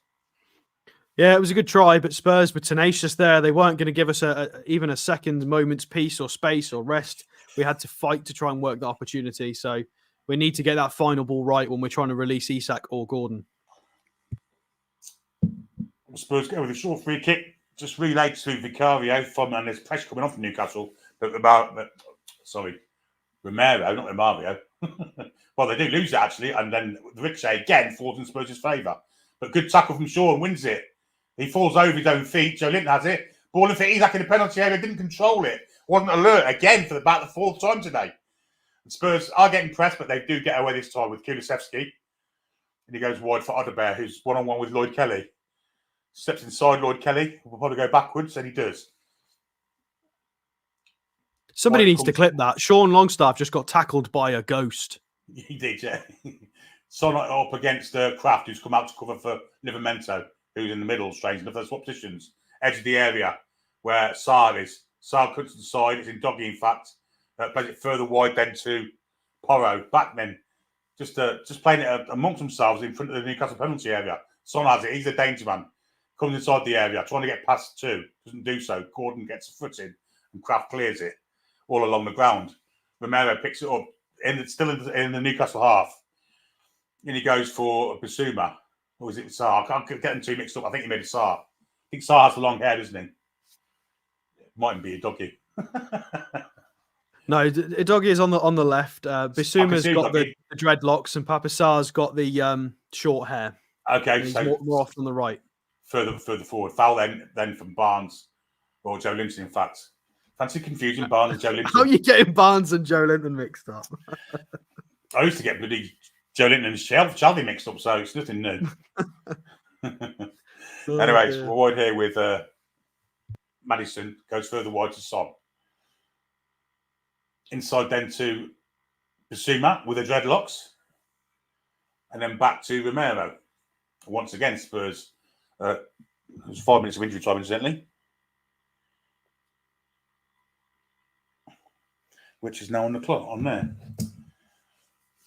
Anyway, the ball is wide with Odebear. Cuts inside. Goes backwards. Cross comes in, looking for Maddison in the area. Livramento should win that. It's a poor header, but Burn volley's clear. And two Spurs players miss it. Isak he's kind of won the ball, and he does win it. But the ricochet once again falls Spurs' way. Good play then, and it's a foul from Joe Linton. He'll probably get a yellow for that one. And Rob Jones already had a yellow card out. I think he had it out before he even did the tackle. But once again, maybe a bit harsh. Yeah, that was an unlucky ricochet, but yeah, Joe Linton getting completely played by a centre half there isn't good enough. But Isak again, I know it's difficult. Maybe you need to win a bit more in the air. This needs to stick. It's an area of Isak's game that has to improve because he's simply not good enough at it at the moment. Concerning that Newcastle have 3 yellow cards now. Well, Tonali on the bench, definitely going to come on. At some point, yeah. But both midfielders that aren't central are both on yellow cards, both Longstaff and Joe Linton. Pedro Porro is going to take his free kick. About 40 yards from goal. Bends it in, it's a wicked one. Will fall for Son on his far side. I think that's gone out of play. But the ref says play on. Going up against Livramento, jockeys in, back it goes to Maddison. Maddison again, it goes into the area where Son just come from. Gordon gets a great defensive footing, will be a throw to Spurs. Which is taken quickly to Doggy. And this time, this should be a Newcastle ball, and it's brilliant from Anthony Gordon. Great determination to win the ball there. Yeah, fantastic. We're a bit tired now. Could definitely do the half-time whistle, but well won by Gordon. Double ricochet to get us to throw him. And the first one that we've won today, ricochet-wise. Anyway, Livramento will take this throw-in. The New England call-up, of course. And it's going to be a long one. He's looking for Gordon, who gets a flick onto it. It's Joe Linton on his side, does really well, but Isak's got to put pressure on Vicario because he looks really weak, and Isak is bombing it, trying to get close to him, and Vicario just get it away. Odebear spins Lloyd Kelly, but Lloyd Kelly is not having any of that. It does really well. Goes back to Pope. I wonder if Pope's going to go long. Yes, he does. To Barnes, it's winning the air though from Porro. Out of play for throw to Newcastle, and it will be a throw in just short of the halfway line. Seemed like tactically, every time that there's a second ball to be won, Spurs seem to have 2 players on it. We only have the one, and then we end up just losing whatever that fight is. Yeah, I guess it's the area of the pitch that happens, though, isn't it? I don't think we're that bothered about losing the ball here, but in our area. Anyway, Isak has it, and he's got the ball, goes past one. Going to lose this, I think. No, he has a good ball here for Livramento. Livramento will try and shit one to the far post. Isak up against Vicario, and Vicario does well to hold it, and Isak's down injured. And will Vicario kick it out? Probably not. Isak gets to his feet very gingerly. All right. And Spurs play on with Bissouma. Yeah, Spurs absolutely terrified of Alexander Isak today. Anytime he even smells the ball, he's got 3 men on him straight away. Well, very much the same with Son. He played a lovely little ball in for Maddison, who's made a good run off the ball. Burns at his back, and Maddison dived. Get up, you Fanny. That is a dive. He needs booking for that. James Maddison needs booking. He's done it again. Surely Rob Jones is cleverer than that, and he knows that he knows he's play acting. Surely he's good enough as a referee. He's down holding his ankles. He's absolutely playing it. We've got a replay of it now. Dan Burn is nowhere near him. Oh, did he throw his foot? Can't be a free kick there. Sorry, if you're not gonna, nah. Sorry, James, mate, not a chance. If you're gonna try and sell that and roll around, you need a yellow card for it. I'm not sure it was a dive, but yeah, he did make a proper meal of it once he had, and they sportingly tapped hands as he ran past him. So there's obviously a reason why he doesn't continue to get in the England team. Yeah, he's a bit of a knob, basically. Maybe it's that. Wonder where it comes from. for anybody new, it's Coventry, the same as Billy. Anyway, ball is in the air. 5 minutes are up, and I think that's half time, Stato. It is half time. We not only have managed to sort of ride the storm, we're 1-0 up. We are winning. Not a bad first half in terms of the game plan. I appreciate we didn't have the control of the game that a lot of people would like. We didn't play the starters that a lot of people maybe wanted, but it's not about that. It's about the score, isn't it? And we are currently 1-0 to the good, Billy. We are indeed. All about the result at the end of the day. The performance isn't the greatest in the world, and we're not playing the greatest attacking football, but strategically, I think we're winning the battle, Stato. I think we are. I think it's what we described pre-game is that we've gone for a slightly more defensive lineup. This was potentially the plan last time we tried this, and it didn't work as intended. Was to just try and soak up the pressure and be clinical when we got those moments and opportunities. It's not what we all want. I think we would all prefer to be the dominant team. However, I think Eddie Howe is at the moment is trying to favour results and over style.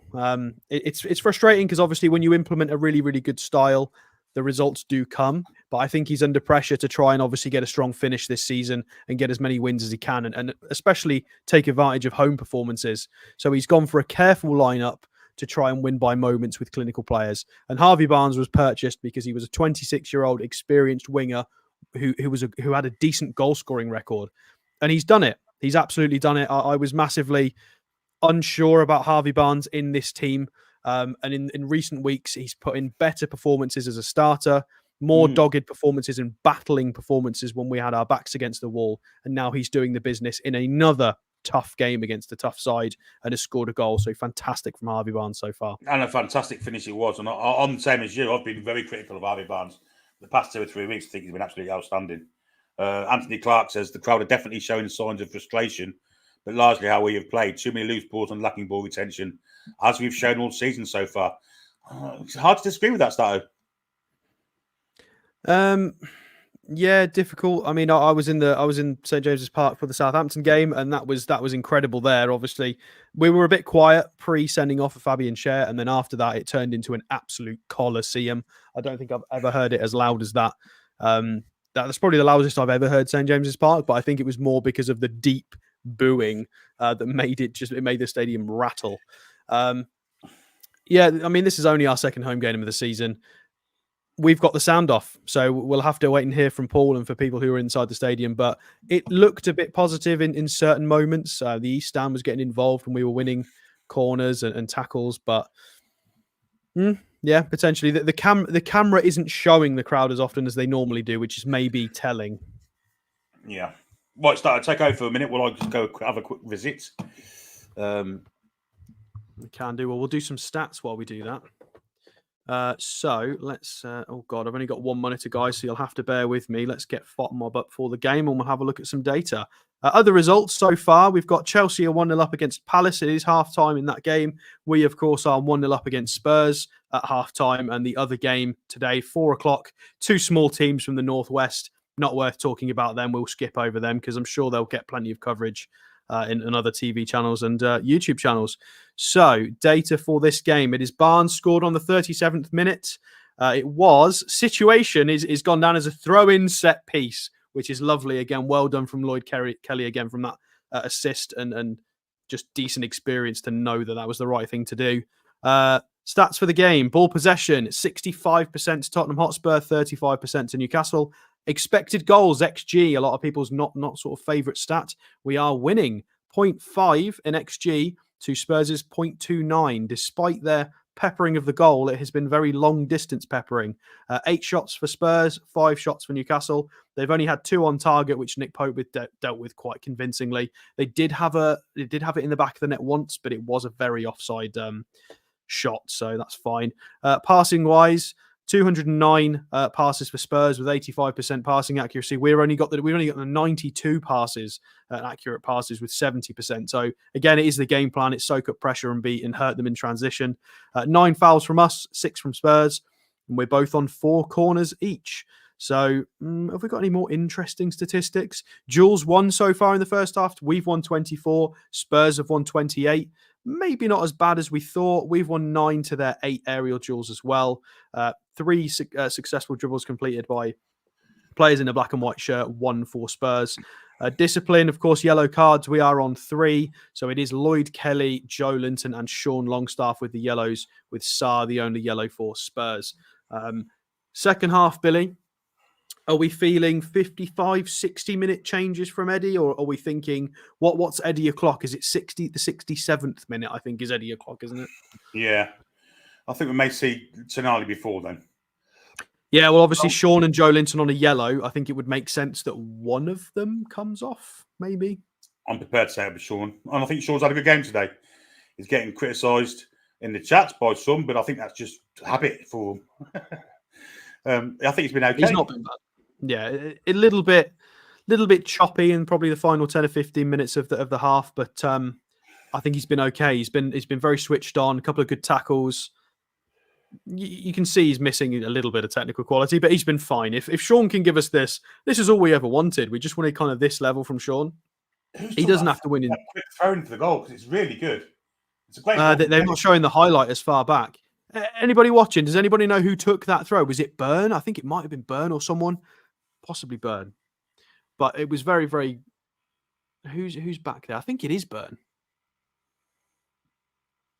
It's a brilliant. Yeah, we just get the highlights. Brilliant idea. Quick throw in and a great ball from Kelly and a great finish from Barnes. Really is a good goal. Yeah, all the defenders were following Isak into the 6-yard box, presumably again very terrified of Alexander Isak, as they should be. And I think Isak is potentially. Well, I mean, people in the chat, give us your thoughts on this. Do we think Isak is maybe struggling to get his goals now because he's being overmarked? People are terrified of him and maybe going to give a bit more space to players like Barnes and Gordon this season. Because so far that's been my kind of thoughts. He was never really going to get a goal against Southampton in the situation. So I think we can move that one to the side. I think the games to look at is the Bournemouth game and this one. But so far, people are terrified of Isak. Maybe it's going to be good for Barnes and Gordon. Oh, Billy's got a headset off. No, he's just having a look at the halftime stuff. Sky Sports Super Sunday. Oh, we don't care about that. We're the only super part of Sunday. Once it gets to 4:00, we'll rewatch our own game. So second half. I mean, pop down in the chat what you would do second half. Would you get a halftime substitution? Would you wait for 55, 60th minute? Would you hold fire and retain the way we're playing at the moment? Personally, I would like to see Tonali come into the middle of the park to try and get a bit more technical ability, physicality, and possibly. Do we want a fullback? I mean, in my head, I'm thinking Lewis Hall just because Lloyd Kelly's on a yellow, but I felt like Lloyd Kelly was much, much better, especially in the final sort of 20 minutes of that first half. So, yeah, maybe Tonali, Lewis Hall, but I think that's a little bit harsh on Kelly. But again, he is on a yellow and defensively he is subject to backing off. And Spurs are definitely going to have to crank it up a gear in the second half to try and get back into this. No shadow of a doubt. They have subs of their own, remember. We might see Brennan Johnson and Timo Werner come on. So I'm going to go for Hall and Tonali, double sub on the hour mark. I would like to see that warming up 56th, 57th minute. I think that would bring a bit more balance. And then maybe we'll play it by ear and see what happens. I think it's Sean with the throw in. You think it's Sean? I think so. A few people said Byrne. Well, because whoever did it ran forward to join the attack. And I don't think Dan Byrne would have run forward to join the attack, do you? Oh, God, well, unless he was trying to be on the left. I could see 2 people. Well, no, he ran central, whoever it was. And I could see 2 people on the halfway line. Corbin Smith saying it's Byrne. Ash thinks it's Longy. It's fine. It's some kind of Geordie of some description did a throw. That's all we need to know. It was fine. We got a goal. Barnes pointed at Kelly. Well, yeah, Kelly's cross, wasn't it? Clarkey said it was Burn. I've got a question for you, Billy. I've already broached it to the chat. Do we think Isak is potentially getting overmarked by opponents and is going to struggle to kind of score as many goals, especially the early half of this season? Today, he's had 3 men on him every time he gets near the ball, but it has allowed a little bit more space for players like Barnes, who has got the goal because of that. Yeah, I do. I agree with that. Yeah, he's been doubled up every single time, hasn't he? Well, he's been tripled up the times I've seen it. When he's trying to get a box entry from that left hand side to go onto his right foot, he normally has two on his right footed side, and then one to block him off when he tries to go back wide again. He's just got no room, and he's relying on the ball pinging off in the right direction because he's got no passing option. And it doesn't matter how skillful you are. If you've got 3 men around you, it's very difficult to try and dribble free of that. I think someone like a Bruno or Tonali could take advantage of that and run beyond him and see if they can kind of bypass him. Tonali was quite good at that, to be fair. We saw a lot of those runs. Tonali might be the key in the second half to maybe giving us a little bit more control and maybe getting a second goal. Couldn't agree more. I just realised I'm half a minute behind now because I went backwards. You paused it. To try and see who did the throwing. Right, I'll let you read some comments then. Everybody, give us your summary of your first half and your predictions for the second half, especially some substitutions. Give us your substitution predictions, and I'm going to leave Billy with you guys for a few minutes. Ali B says she's dumping Isak out or he's dumping Isak out of his fantasy team. I've thought about the same. It may be the fact that I've got him in fantasy team that's made him so lackadaisical, shall we say? So yes. If Eddie was sneaky, says the pop indices, he could easily swap wings with Barnes and Gordon, time to confuse them. I agree with that. Yeah. Anthony says Kelly's been solid in the main. We still missed the forward and men, some ball provides as well. Longy clearly not showing enough again. I think Longy's been okay. I'll be honest with you. I think he's been okay. Gordon has looked up for it and has played well, says Trevor. Better than what he has been, but still not at his best. Well, I guess he's slightly out of position, isn't he? Wacky Angle says, with someone of the quality of Isak, he only needs one chance. I agree with that too. But we do need more. David T says, so it's 11v11 and 3 on him, so the others need to use the space. Couldn't agree more. And I think Tonali could do that.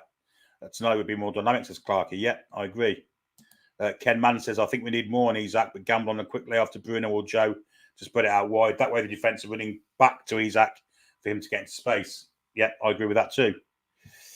Absolutely. I Like Coffee has put a lovely comment here.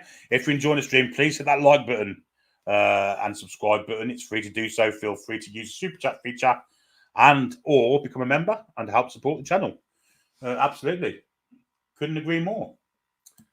They're showing cricket on channel on the football at the minute, and now they're showing the bloody Grand Prix, which I have no interest in whatsoever, but Verstappen is leading. For change. Yes, it was definitely Dan Burn according. Yes, on the throw-in. We was definitely joining the attack. So fair play to Burn. He was very sharp to see that thing. And now, of course, we're having an interview with fucking Kobe Mainu. He's my French. Yeah, just what we want to see is an interview with Kobe Mainu. Well, it's supposed to be Newcastle United versus Tottenham Hotspur. You mank-loving tosspots. Anyway, little rant. Jenko or Inco, I think he's Jenko, JNCO. Tonight on the Eddie o'clock for Longstaff. He's on a yellow anyway. And a few more games like this, and we'll need to start calling him Alexander Cisse or Papi Cizak. Well, it plays out for the second half, and Brennan Johnson is on the pitch. So I can only assume he's going to come on for Wilson Odebear. And then we'll have another break. So just a mini 3 seconds of Brennan Johnson warming up, and about 2 minutes of Kobe Mainu, who isn't even playing in this game. Before that, everyone's saying long stuff off for Tonali, and I can't disagree with you, actually. Peel O'Keefe makes a good point here. The stopping play for the linesman halts our progress. I agree with that too. It did. It certainly did. Dylan Carlisle says he's there, and he thinks Joe Linton will come off for Tonali, as he's on a strong yellow already. Well, yellow's a yellow, mate, whether it's strong or weak or whatever. But Claire G says, I didn't pick Haaland for FPL, and he scored 2 bloody hat-tricks. Celtic have beaten Rangers by 3-0 in what seemed to be an absolute annihilation. Brennan Johnson is on for the second half. Stato's still not at his commentary box position. So I guess if he's not back, I shall have to take over the first bit of the second half. Anyway, let's check for super chats. I think we may have another one. Oh, it's from Ronan Tyrrell in New Zealand. $8.99 New Zealand dollars. Elephant in the room. Gordon's a passenger and has been the last few games. I'd make a sub now and get Sandro on and push Joe on the wing. Well, I'm not sure about that. I think Gordon's looked bright today. He's looked up for it. He's looked full of tenacity. But that's your opinion, Ronan. And thanks for super chat, mate. Really appreciate that.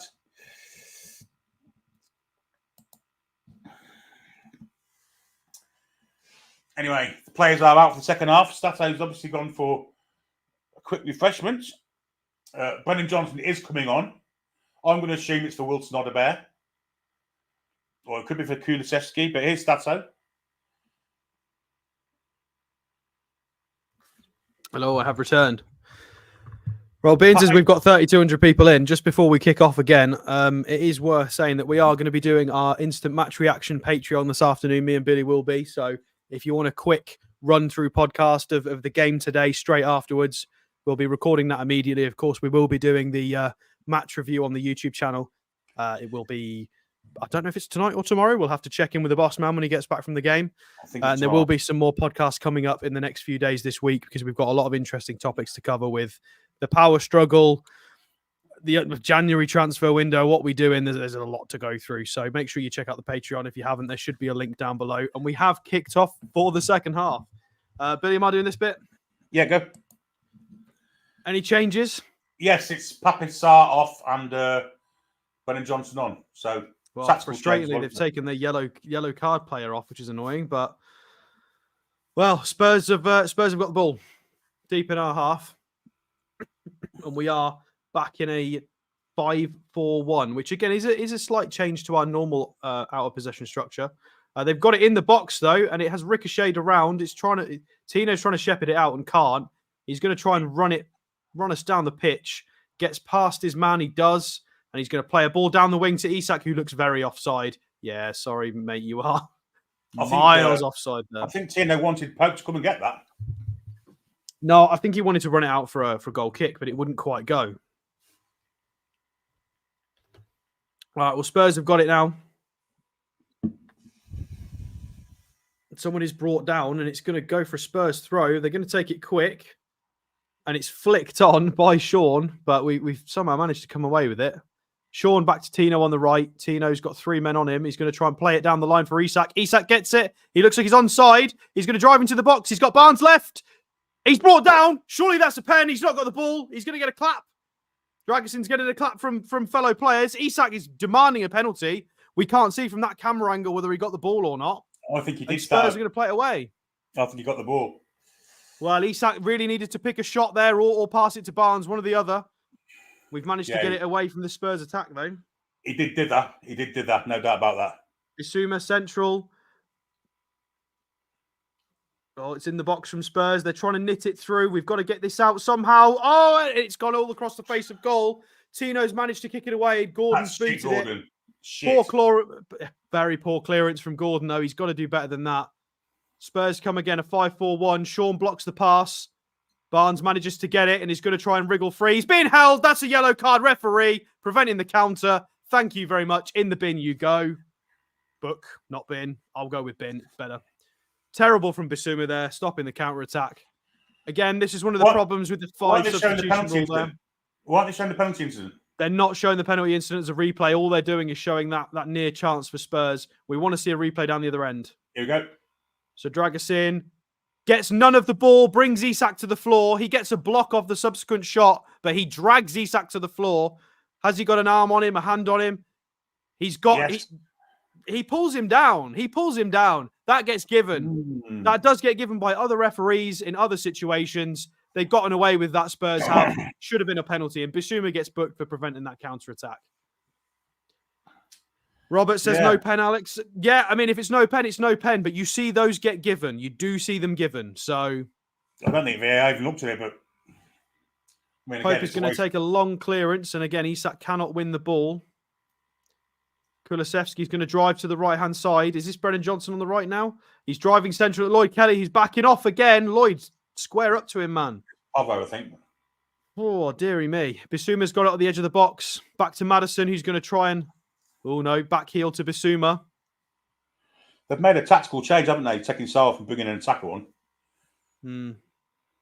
The doggy on the left to Bissouma. Back to Maddison. Back to Porro.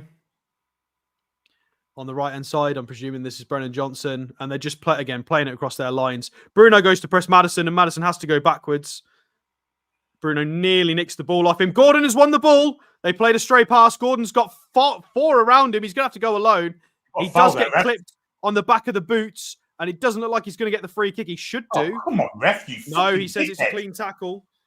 They did get the ball off Gordon, but then proceeded to trip him from behind. So very, very unfortunate to not get a free kick there. Spurs come again. Again, I don't think we can wait until 55, 60 minutes for the Tonali here. We could do with a bit more control over this game. Maddison plays it central, trying to squeeze a ball through into the box.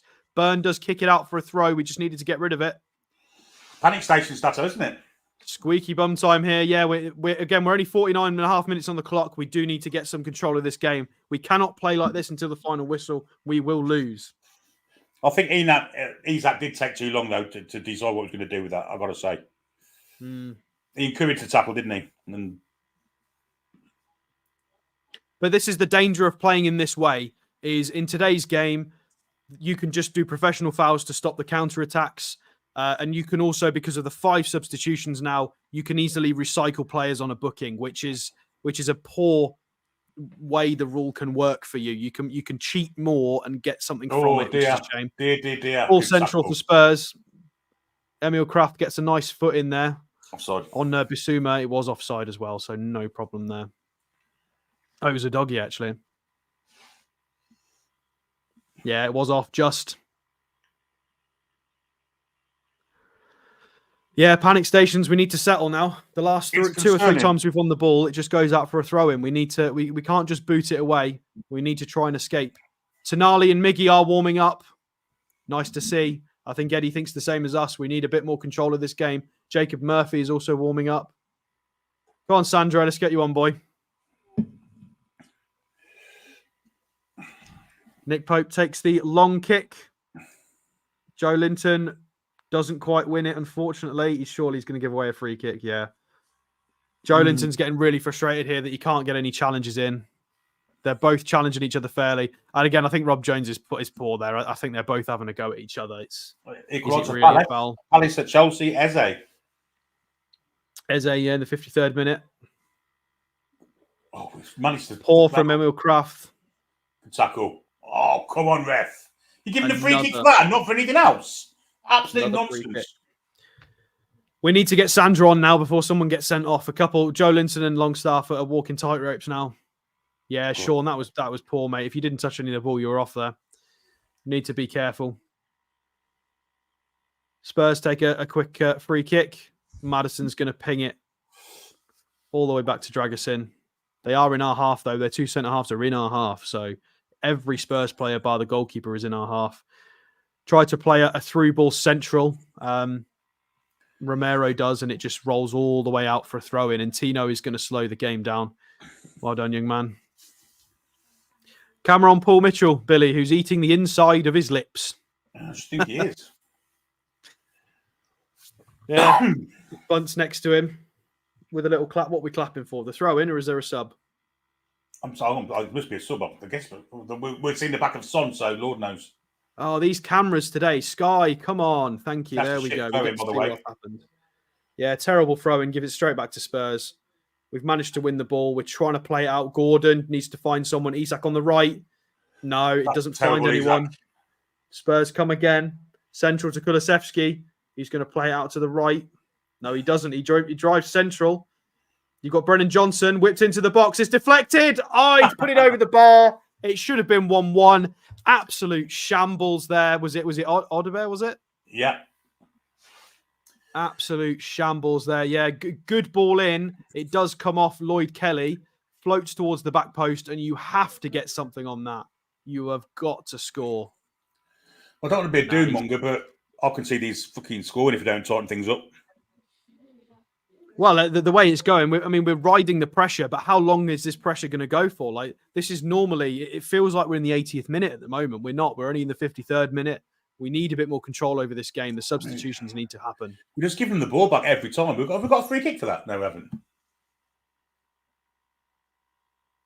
Have they given one to Spurs? I think they've given a free kick to Spurs for us getting fouled. It looks like they have. Nice. All right. Well, they're going to try and play a quick ball central. Well done, Dan Burn. Great slide. We need to get rid of it. Sean, man on. 3 men on. Pope's going to have to clear it, and he does. Well done from Sean. Nice and careful. We're back from there, aren't we? Isak again doesn't challenge for the header, and it's pinged back to Vicario. And Spurs. One-way traffic, folks. One-way traffic. We're just lumping it down the pitch, and Isak's not going to win anything there. Maybe there's an argument to bring a Sulu on. Well, in the Spurs third, we've had 2% action in the Spurs third, according to the graphics on Sky. Trouble here. And again, trouble driving at the defence. He's going to have a shot. Backing off. Fuck me. Back off. Every single team backing off there. Every single player backing off. Oh, dear me. Subs needed, Eddie. Subs are really, really needed. And again, ball comes in. Oh, it's deflected off the crossbar. Oh, that was so lucky from Spurs that nearly went in. They nearly got a lucky deflected goal. They've still got it. Again, even the deflections are still just pinging back to Spurs shirts. Well done, Gordon, for winning that. He's going to try and keep the ball. Good lad. He's going to try and play it out. He does. He finds Isak, who loses the ball with his first touch. Well done from Tino. Isak. Oh, get him off. Get him off. Isak. Get him off. Terrible from Isak. He's not winning anything defensively. He's useless to us in this kind of game in the defensive phase. And Spurs come again, right-footed shot. Oh, Nick Pope has spilled it.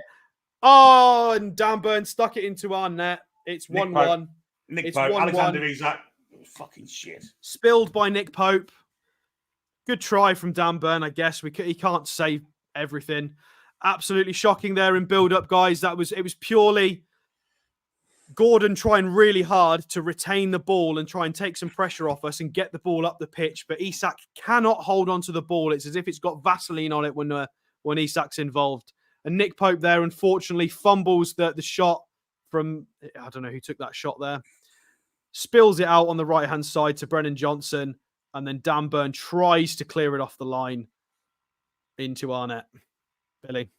I think it's a goal. I think it's going to be a goal for Johnson, isn't it? I think it was going anyway, but I mean, it's just a cacophony of absolute fuck-ups, isn't it? Let's be honest. Isak started it by losing the ball in a shitty area.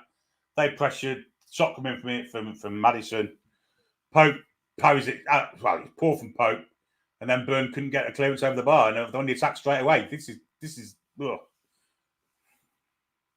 Well, again, we'll reiterate it. We are not professionals, guys. We are not trained as coaches or anything to do with football. But we were calling for the substitutions to change a little bit to try and get some control of this game. And they've not happened, and we've conceded. Everybody could see it coming. Every fan could see it coming. We weren't able to get a foothold in the game. And I don't know how everybody feels in the chat, but I'm really frustrated with Isak. We said it 5 minutes ago, didn't we? That we could see a goal coming, and I could see the other one coming now. Well, yeah, cross to the back post, gets cleared away by Lloyd Kelly via header. We need to get something in this game. We're just playing as though it's the 90th minute and we're clinging on. Yeah, low block, hoof it down the pitch to someone that doesn't want to challenge the ball. You know, in the end, it's going to count, isn't it? And well, it has. Reactive management should have been having subs on 5 minutes ago. I agree. You need to be proactive and make these changes while we're losing. Bruno's going to try and get us up the pitch, and we're not going to get a free kick for that. Sean's going to have to cover. Maddison with some good footwork. Bruno's going to get himself a yellow card on purpose. Rob Jones with a bit of an ego there. You don't square up to players' faces like that. Just give him the card, walk away. You're not a headmaster. You're a referee. Well, not that a headmaster should be doing that anyway. Bruno trying to claim that he'd got a shirt pulled. Well, yeah, Maddison with a chop, and he's gone into the back of Maddison. Yeah, it is a yellow card. It is what it is. But Bruno understood before, are they? They're not showing it the bit before. No. Of course they're not. That's all 3 midfielders on a yellow now. Eddie needs to make a change here. We need to get something. Something needs to change on this pitch because the lads are throwing in erratic tackles. We're just doing panicked clearances. Well, Spurs at least are taking ages to set up for the free kick, so we get some time to have a breather and reset. But still, it is a free kick in a dangerous area, and Maddison is standing over this, and he's not a bad free kick taker, Billy, is he? Well, they've also got Son there as well, so there's two of them, and Polo's also pretty good there. Son isn't there at the minute, but Polo's right foot and Maddison's right foot are both good at free kicks. Going to be Maddison now, I'd imagine. Yeah, you'd imagine this is going to be James Maddison. Right. Referee's blown the whistle. It is Porro over the bar. Probably should have been Maddison. I agree with what someone just said there about we've hardly seen Bruno. The reason for that is we're just hoofing it away. We're not playing. We've got none of the ball. And when we do get it, we're just kicking it long. Sky showing a preview for some strange northwestern fixture. Should I say at 4:00? No, we don't care about that. That's not the game that's on at the moment. Nick Pope is down injured on purpose to give us a breather. Well done, Nick. We needed that. Jacob Murphy. Anybody else? Yeah, he's using this as an opportunity to get players to come over for a drink and a breather. They're wandering over to Jason Tyndall. Eddie Howe having a chat now with Lloyd Kelly, Kraft, Joe Linton, Byrne, Isak, Longstaff. I mean, basically the whole team are now starting to join. Yeah. Well, you should go to Isak. Get yourself on the bench. You've been absolutely dire. That's what you should be saying. This should have happened at half-time, Eddie, I'm afraid, mate. Of course it should. Of course I appreciate you've got to respond to the changes the opposition have made, but Jacob Murphy is ready to come on. I don't know who's going to come off for him as of yet, but Eddie understands the game. At present, he needs to change something. I'm prepared to say it'd be Barnes, and I'm going to say it, and it's not fair on Barnes, but from a defensive point of view, I think he thinks that Murphy might contribute more. I've not really seen Barnes at all in the last 10 minutes. I can't remember if we've said his name. I mean, that's a terrible pack. You can't parry it straight out to the player there. And even though it wasn't going in, it was going to go to the player on his far post to top it into an empty net. So I think Burns got a right to. I mean, that's. I don't think it was going in. I think Burns put it in. Yeah, I think it might be an own goal, that. Right. Jacob Murphy is on for. Doesn't tell us who. Ridiculous. Oh, Harvey Barnes. Harvey Barnes. Well, he got the goal. He did what he needed to do, but Sandro Tonali is about to take a seat back on the bench. I mean, Spurs want it more than this Stato, which is the annoying thing. And he's just penalised Joe Linton for getting fouled. Shoved. Yeah, again, Joe Linton is on the floor holding his calf. He's been shoved, and Spurs have a free kick. £5 super chat from Mark Mullins. Nick Pope is awful. Why can't he catch or hold the ball? Would still be 1-0 up. I mean, he's been awful today. I'm not going to say he's awful. That's unfair, but he's been bad today. I think his distribution has been absolutely shocking, and that save was poor. Just pushing it out to the side when it's not necessary, and that was more of a fumble. Well, Spurs free kick. Again, playing in between the lines. Big gap between the midfield and the defenders. And Spurs have got it centrally again. Bissouma's going to try and find a pass out on the right. He finds Brennan Johnson, who's going to use the central runner. Whipped into the box. Kraft just boots it up in the air. Jacob Murphy lets it run for a Spurs. Newcastle throw. Fair enough. It must have come off. Is it Lloyd Kelly? Is it? Oh, yeah, of course it is. I was wondering what Jacob Murphy was doing there. That left back. So Lloyd Kelly trying to take the throw. Gordon's come short for it. Back to Kelly. He's being pressed. And he's lost it. Ball into the 6-yard box. It's pinged back to Sean Longstaff. We've got it. Tino on the right is going to try and get us out. Oh, What's Jacob that? Murphy and Tino with a shocking bit of passing, misunderstanding. Spurs have got it. Left-hand side, and they're going to play it backwards. Yeah, shocking. They're expecting the 1-2. Well, Jacob Murphy thought it was going to be a little give and go with Tino, and Tino just went for the overlap, and Spurs picked up the ball. They've got it in the box again from a long ball. Lloyd Kelly stands up square, out for a corner. Brennan Johnson claiming that he's had his shirt pulled. Again, I think we need to make changes. Yeah, I agree. Corner for Spurs. Graham Ritchie, $10 super chat. I don't understand why he isn't bringing Sandro on. The game is crying out for him. Couldn't agree more. Short corner taken. Gordon gets a foot in and tackles, but Spurs have still got it. Trying to play it out from the corner. Passing it central to James Maddison, who's going to float a ball to the back post. It's a poor ball, to be fair, and it gets headed away. Header. Bruno can't manage to get it, and they've got it at the edge of the box. Isak loses yet another duel. Yet another. Yeah, he just can't win anything. Absolutely shocking from Alexander Isak today off the ball. Poor work off the ball from him. £2 They've gone all the way back to Vicario. This team selection is a joke. £2 super chat and Peter Garthwaite. Thank you. Tino managed to head it forwards to Jacob Murphy, who gets easily tackled. Poor from Jacob. And Spurs come again. Kulusevski driving centrally. He's got Brennan Johnson outright. He uses him. He's going to whip a ball in. Pope manages to get down and claim it. Absolutely shocking bit of play from us yet again. That's the last 5 or 6 little phases have just been poor from everyone. Well, the last 20 minutes. And once again, we have to ask what Eddie has been saying at half time. It's been absolutely dire since the second half kicked off. Spurs clearly have made changes and we've not reacted to them. Passes in the final third so far in the second half. Spurs have had 71. We've had 2. But we do have the ball here and we are actually going to try and attack. We've got 7 men in their half.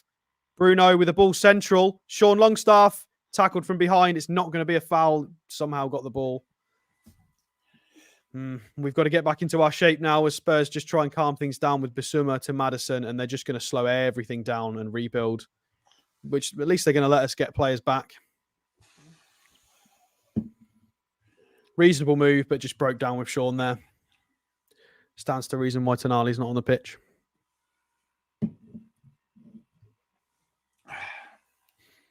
Well, we are 65, nearly and a half minutes on the clock.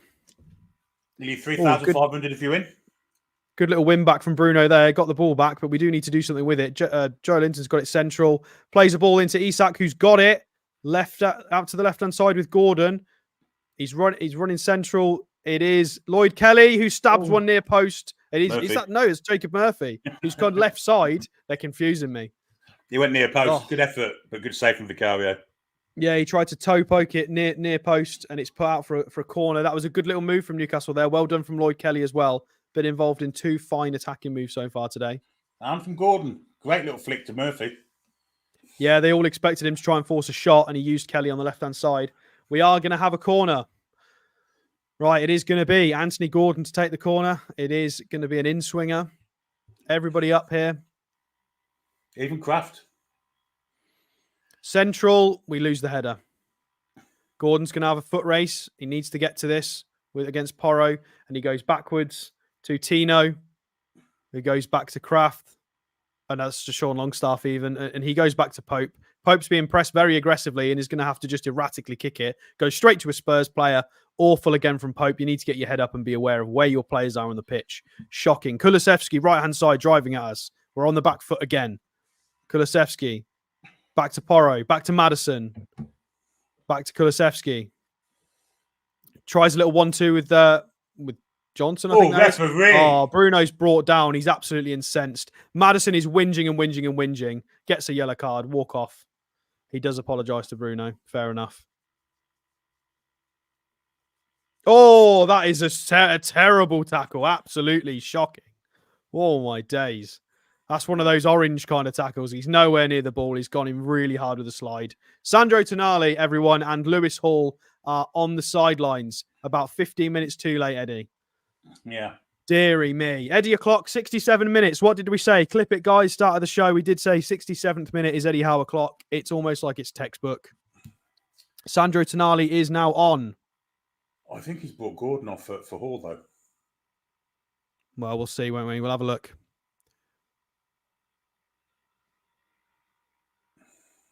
Come on, Sandro. I mean, he's pointing to his head. Too right, Sandro. Everybody needs to absolutely switch on. Right, it is Sean Longstaff and Lloyd Kelly off, and Lewis Hall and Sandro Tonali on. So Hall presumably going to be left back, and Tonali in as the right-sided 8 or somewhere in midfield. We'll see what the shape is. We kick off with Isak losing a ball in the air. Shock horror. Joe Linton's managed to win it in the aftermath and plays it out to the right to Jacob Murphy. They're claiming for a handball, but they're not going to get one. Tino and Jacob going to try and get on the same page this time, and Jacob goes backwards. Yeah, there's a ball to Emil Kraft plays the ball to Sandro, who comes short for it. Don't do a long ball, Kraft. Play it sensibly. Somebody needs to show for the ball. We're going backwards. Bruno's brought down. He's saying play on. It's 3-on-3. We've got to be careful here. Sandro's running back to defend. Doesn't quite get it. They're in the box. We need to stop this.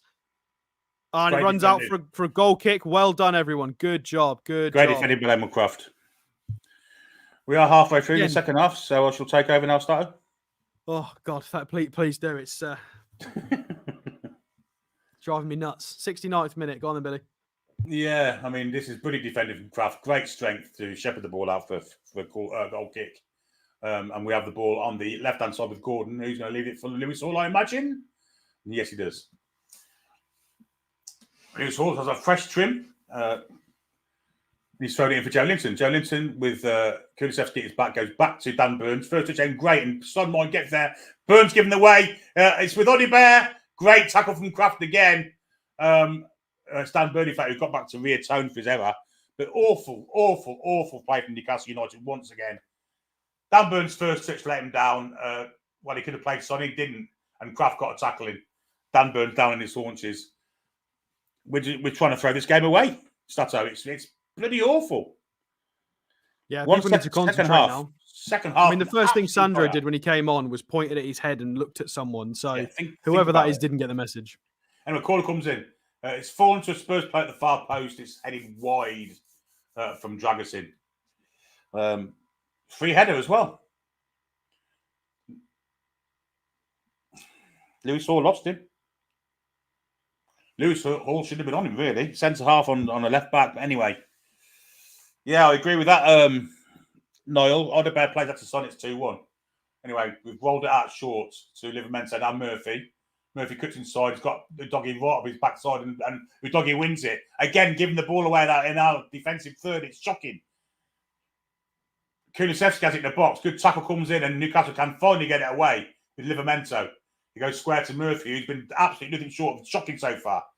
Down the line he goes. It's going to go out of play, but we'll get a free kick for a foul by Basuma on Livramento. On Sandro, yeah. So, I mean, been yellow card already. Again, there was a situation there where we wanted to try and orchestrate a breakaway. In the face. It is, yeah. Terrible. And he's been we were trying to orchestrate a breakaway with Sandro and Bruno, and they give it to Murphy, and Murphy's not on the same page and just can't get away. Yeah, Murphy's been nothing short of shite so far since he's come on. Anyway, free kick to Newcastle. Finally, we will be taken. Just on the halfway line, just inside our half by an inch or two. And it's going to be lofted in, I think. Dan Burns gone forward, looking for a flick on here. Dan Burns does get a flick onto it, heads it to nobody in particular. Joe Linton challenges, ball force for Gordon, who tried a one-touch pass. Maybe would have been better off trying to control it and go at the defender. But we do get a throw in deep in the Spurs half. Lewis Hall takes it back to Gordon. Gordon, well, he's going to get pressured here, and he's lost out to Brennan Johnson. And Gordon steps in, and Johnson skips over the poor challenge. Johnson into the area. Got to play a far post. Oh, and almost an own goal. Bruno gets back and diverts it for a corner. Well done, captain. Yeah, shocking from Anthony Gordon there.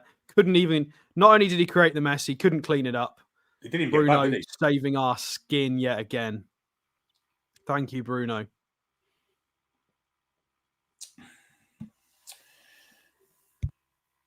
We're looking so stale, so poor the second half. It's really been awful. Ball back from Porro. Inside for Basuma. Basuma's first touch ain't great and has to come backwards. Goes back to Porro. Flip back again to Kulusevski. Tackle comes in from Hall, and he should win the throw in there. And Rob Jones gives a free kick for some reason.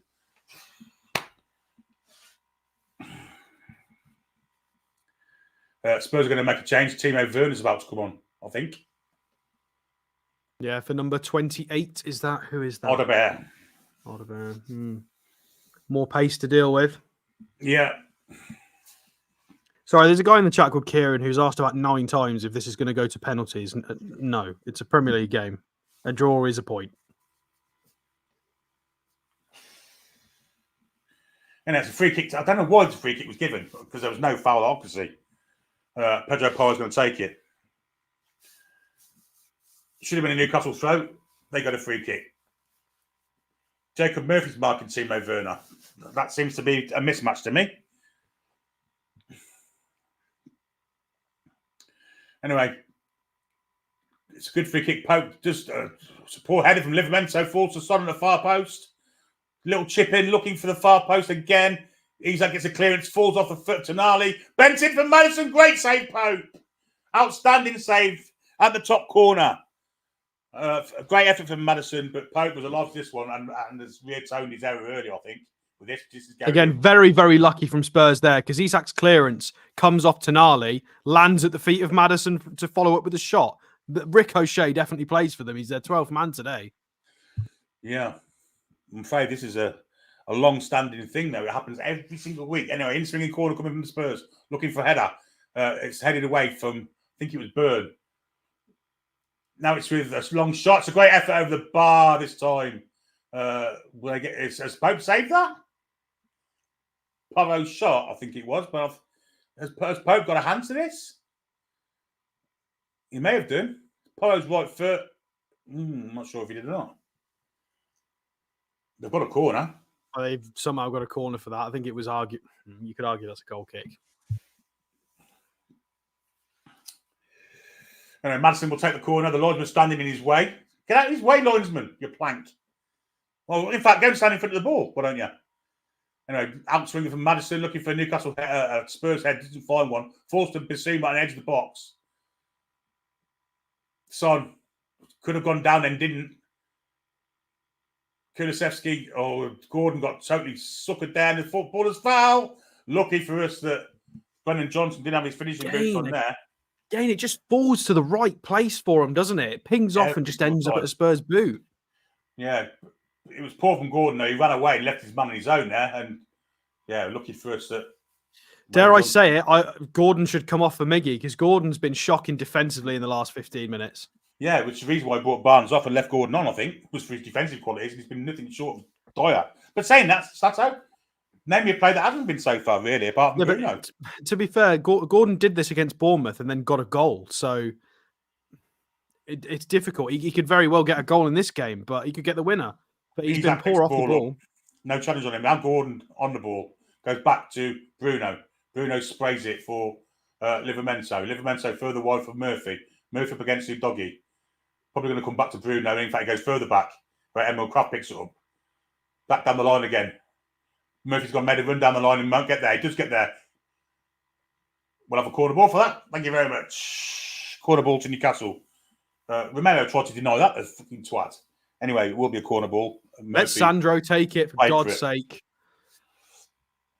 We've got options now. Lewis Hall's also on the pitch, but who is taking it? It could be Hall. Sandro's in the box. Yeah, it's going to be Gordon, isn't it? Don't know yet.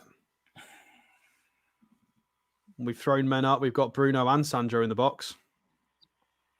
Yeah, so Linton's also there. Burn, Kraft. Yep, so here comes his corner. All the big men are up there. Hall sit on the edge and so is Murphy. So if it doesn't fall for edge of the box, there could be a shot. It's a terrible corner. But it does fall for Murphy! Blocked. Back it comes to Hall. Terrible from Hall. Nearly fall for a Newcastle player, but it's hoofed away. And it's Livramento nodding it back to the keeper. He's going to bowl it out to Lewis Hall. Lewis Hall now has some space to move into. Has Joe Linton in front of him. Gives it to Joe Linton. Joe Linton on his left flank. Probably going to go back to Hall, is he?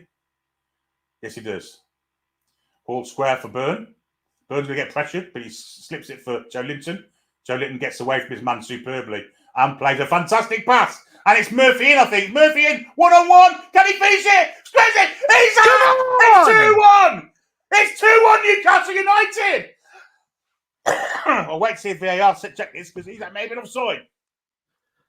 It's got to be in. It's got to be in.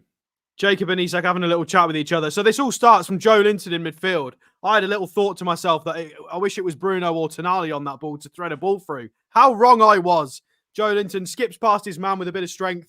Fantastic vision. Fantastic weight of pass. Fantastic execution. Through for Jacob Murphy. Brilliant run.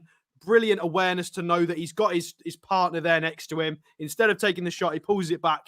Isak, tap in. 2-1 Newcastle. Yeah, and what for that, we have to have a bit of granny. Here she comes.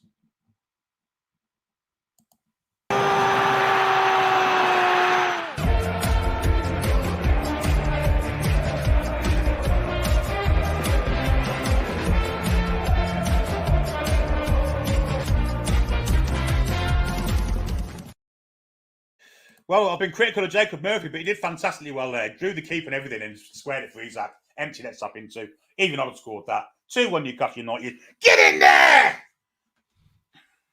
Well, the mangy old cockerel has just been picked apart by 11 Magpies, and it is 2-1.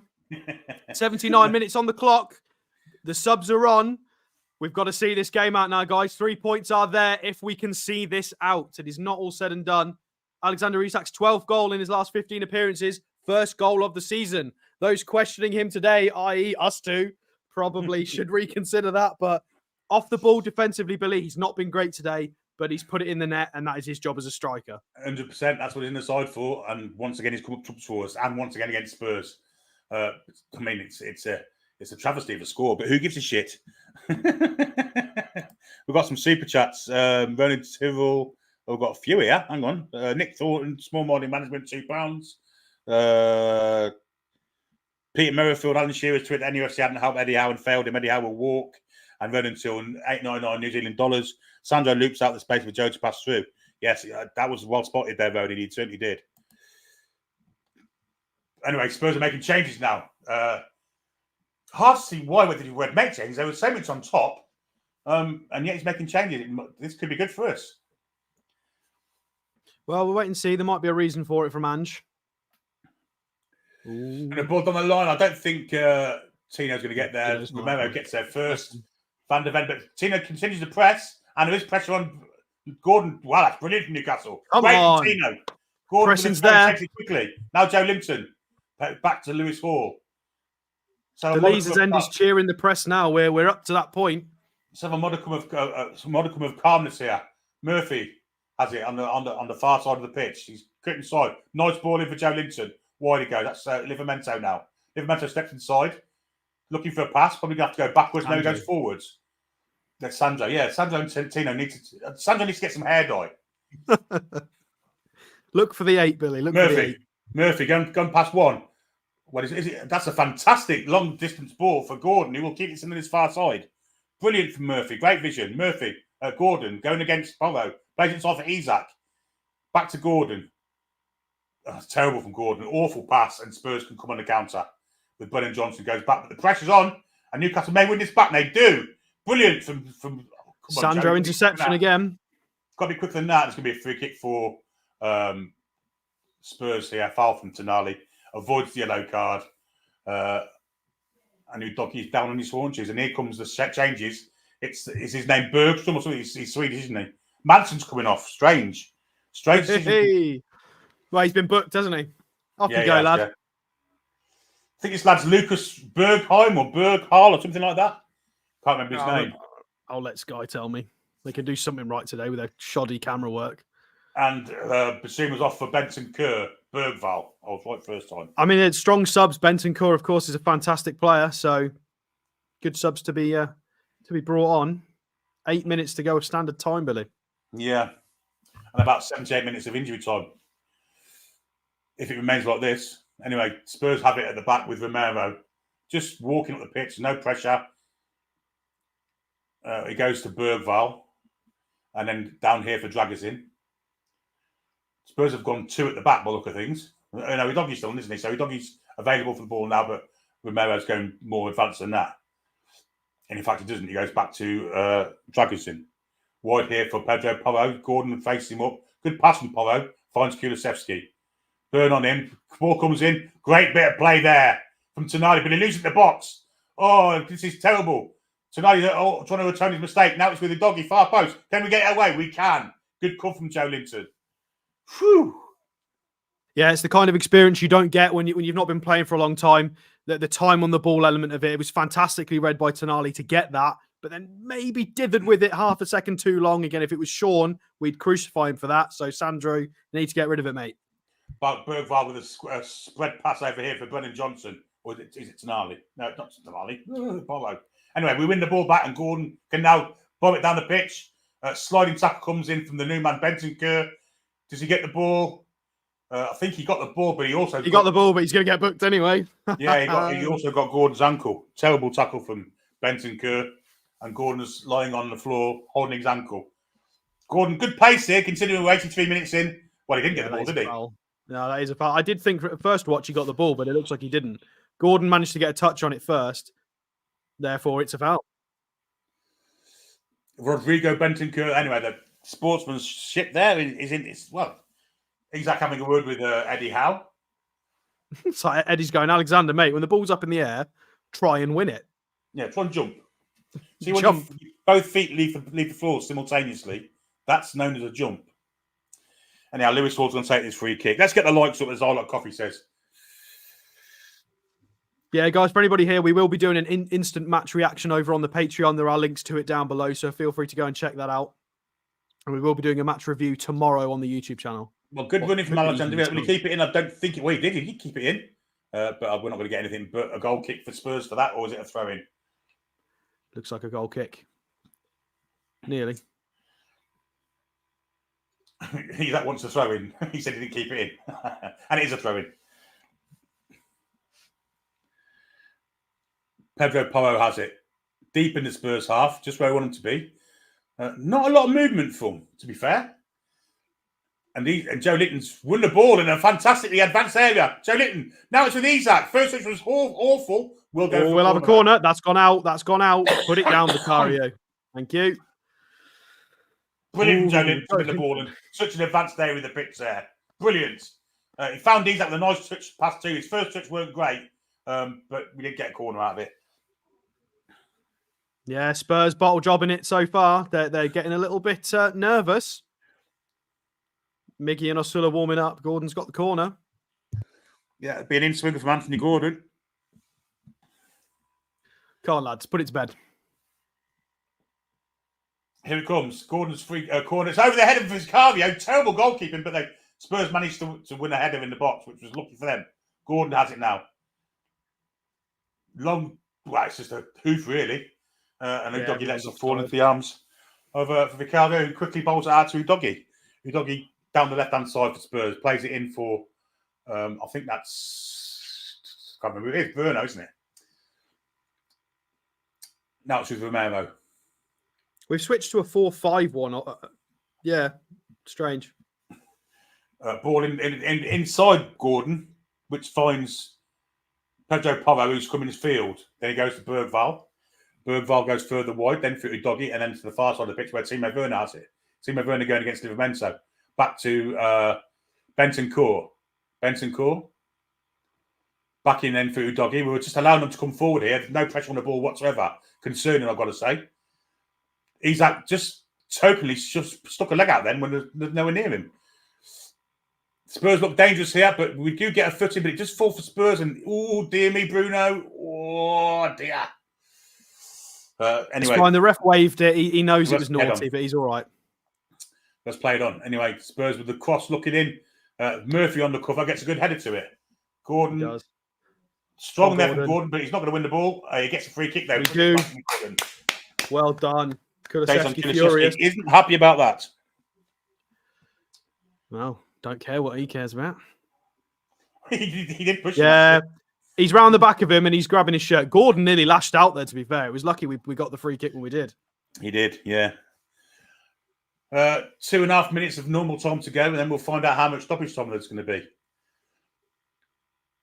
Well, Lewis Hall's taking his time over this free kick, and the referee has told him to hurry up. No, Nick Pope's come to take it. Why would Nick Pope take this? He's only going to back to bleeding Spurs if he takes it. Well, just don't Don't aim for Alexander Isak. Eddie Howe's asking people to wait. Don't slip while you're taking it and shin it about 3 yards as well. But anyway, the ball's come in and he has aimed for Alexander Isak and it's fell off his back of his heel without knowing. Good tackle comes in. Now it's with Gordon.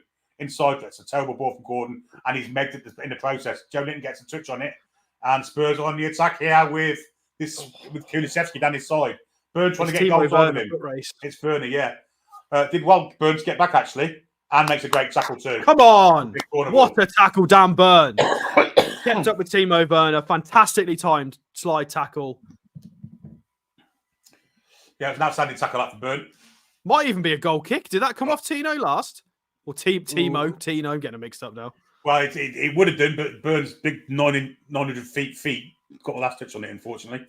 And now Bergval's come across to take this corner on his right-hand side for Tottenham. It's an outswinger, and it's not the greatest one in the world. And that'll be back for a corner. Another corner, because Tonali was, it's the thrown, I think. No, throw in, yeah. My mistake. Bergval goes backwards. Porro. Back flick to Bergval. Gordon's on his case. Plays backwards. And Spurs having to go from deep. And Udogie has it. Isak's chasing him. Not getting anywhere near him, to be fair. Surely this is when Asula needs to be on. I don't understand still having Isak on.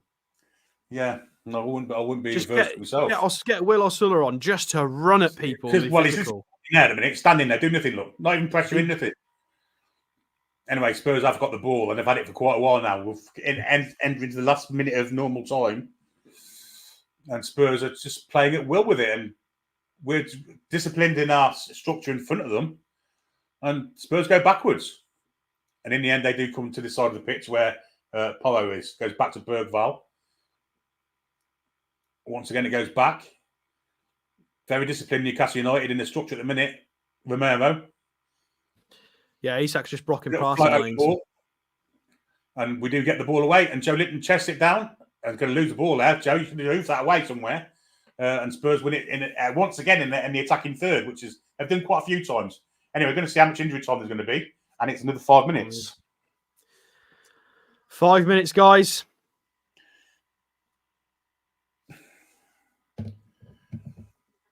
We do win the ball, though. And it's now with Gordon, who can run as far as he wants. How quick is he? How fit is he? Porro's trying to get goal side of him, and Gordon just steps back, looks for a ball inside, gives it. That's foul. It's foul. It's a foul, though. Didn't give it. Yes, he did. Well done. Foul. Bruno, arms up in the air at the Leazers. Come on. Proper captain status, isn't he? Proper captain. Yeah. Fantastic from all three there. Sandro, Bruno, and Gordon. Gordon understood the game state. It looks like he was thinking about taking it into the corner. He thought, "No, I'll wait for the rest of the team to catch up." Plays it to Bruno, calms it down. Bruno wins the free kick. Awesome. Tonali's there as well. All on each other's wavelength. It's exactly what we need. 4 minutes to go. We do have a free kick deep in their half. Yeah. Jopadoni says easy catch. For those that cannot hear the atmosphere, it's currently rocking. I can imagine it is. 4 minutes of the 5 to go, and we have a free kick, which I wouldn't think is going to go into the box here, but maybe it will. I can't expect there to be many players in attack. The likes of Burn and them shouldn't be there. But Burn is there, yeah. It's strange, this. They're all offside currently, but Gordon floats it to the far post. It's an awful one, and it's absolutely dire. And now Burn has to get back. And Vicario, well, he's trying to... Isak just going to take the yellow there. Oh, no, it wasn't a foul, apparently. He definitely messed with the goalkeeper there, Isak did. Yeah, Romero has it, and he goes to drag us in, and Spurs, well, they're very slow building up, aren't they? And they need to be probably a bit more rushed here. But anyway, down the line, and this time they are rushed, and they have gotten behind us here. Cross comes in to nobody in particular, and we'll go all the way out for a throw-in on the far side of the pitch. Will be a throw-in to us, of course. But indiscipline from Newcastle there with the free kick, I thought. Allowed them to get at us. And well, it was poor from Gordon. You don't expect such a poor free kick. It was well worked there. I think Jacob Murphy had everything covered. He knew what was behind him. You could see him scan. Livramento throws it in. Murphy went to flick it on with his head, and in the end, it fell for. Well, it's going to be our ball. Bruno managed to hoof off. Bruno just booted it off someone. Cheers to the East Stand. We're halfway through the stoppage time, folks. 2.5 minutes to hang on. Still 2-1 to Newcastle. Of course it is. You can see it wide and clear on that screen. And now Miggy's going to come on. This is another bit of time wasting. It's going to be for Gordon, I imagine. In fact, I'm not doing it now. And the balls come straight back. And we need to get a foot in there. And we do. Livramento. But they're going to win it again. But again, we get a foot. Ricochet once again for Spurs. And again. And again. Dear Lord. Ricochet. Now on the attack. Good anticipation, Tino. Man on Bruno. That's and a foul. We'll have a free kick for that all day, every day. And Hans Postecoglou looks very, very depressed with life at this precise moment in time. Brennan Johnson with a poor silly tackle. Foul. Yeah, silly foul there from Bruno's been fantastic today as a captain. Not in the creative state, but as a leader and as a stalwart protecting that back four. He was offside in the build-up anyway if it had gone through. So, yeah, Werner was offside. Well, let's not count any eggs yet. Miggy's on. 1.5 minutes to go, guys. Gordon's off. Can Miggy fuck it up for us in this past 1.5 minutes? Anybody could. That's why everybody needs to stay focused. Job's not done yet. Switch on. Well, Sky, give Joe Linton the man of the match. Not sure I agree with that, but we'll definitely touch on that in the Patreon and then on the review tomorrow.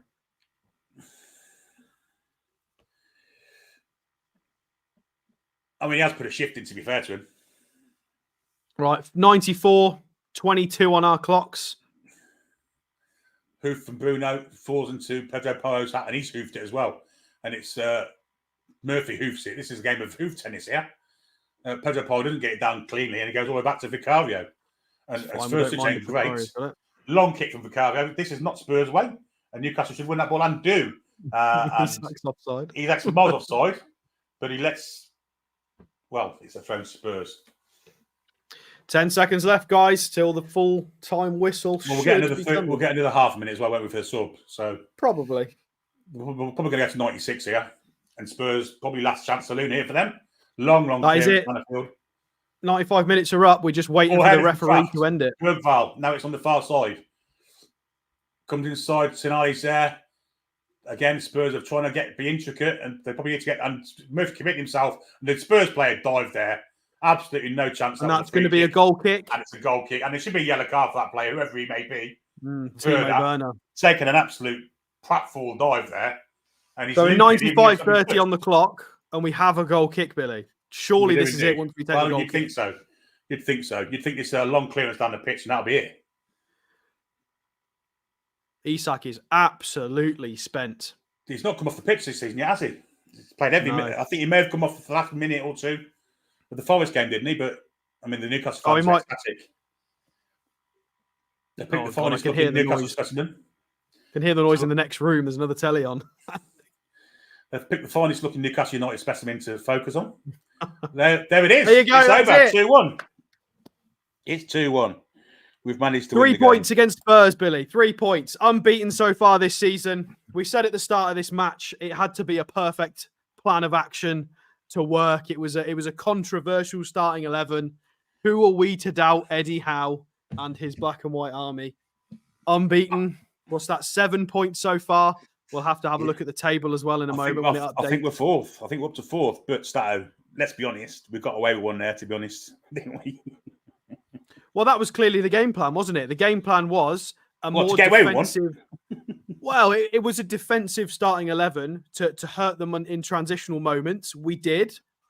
They equalised. We brought on our technicians, and we got another goal. I mean, it's making us all live a very dangerous day, and it was a horrible watch. But that was what we described at the beginning. Could happen. We talked through that exact game plan is exactly what we talked through. I like this comment. I like this comment from Toon Army Oz, and a very underrated player. Big shout out to Kraft. Yeah, I thought we had a great game today. Getting on Kraft. Defensively, yeah, deserves a lot of credit. Still is a big issue in build-up, but Share's back next game. He is. Fabian Share's back next game, so. Paul says we're joint second rather than fourth with the goal difference. Are we joint second? Bloody hell. Yeah, we'll say joint second if we're fourth. Absolutely. Have you got the graphic for the Patreon, Billy? I do indeed. Let's put it on, and we shall. Since everybody's still here. We will be doing an instant match reaction over on the Patreon, guys. So please go and check it out with the link below. We will do an instant match reaction of all of this absolute chaos and 3 points and drama. We've also got a few shows coming out about all the transfer window and the power struggle and all of the above. There's lots to listen to. But we will also be doing a match review on the YouTube channel. I do not know if it's going to be this evening at 7 p.m. or tomorrow evening at 7 p.m. It depends on the big man Paul when he gets out of the game. So we'll wait and see for that. But thank you for joining us. And it is, thank God, 3 points, still unbeaten.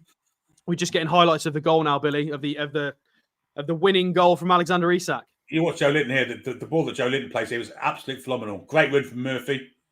He's definitely on the side. It's a fantastic pass. But Murphy's alertness and vision to draw the keeper, do exactly what Isak didn't do when he was in that situation, squared it across. Great goal.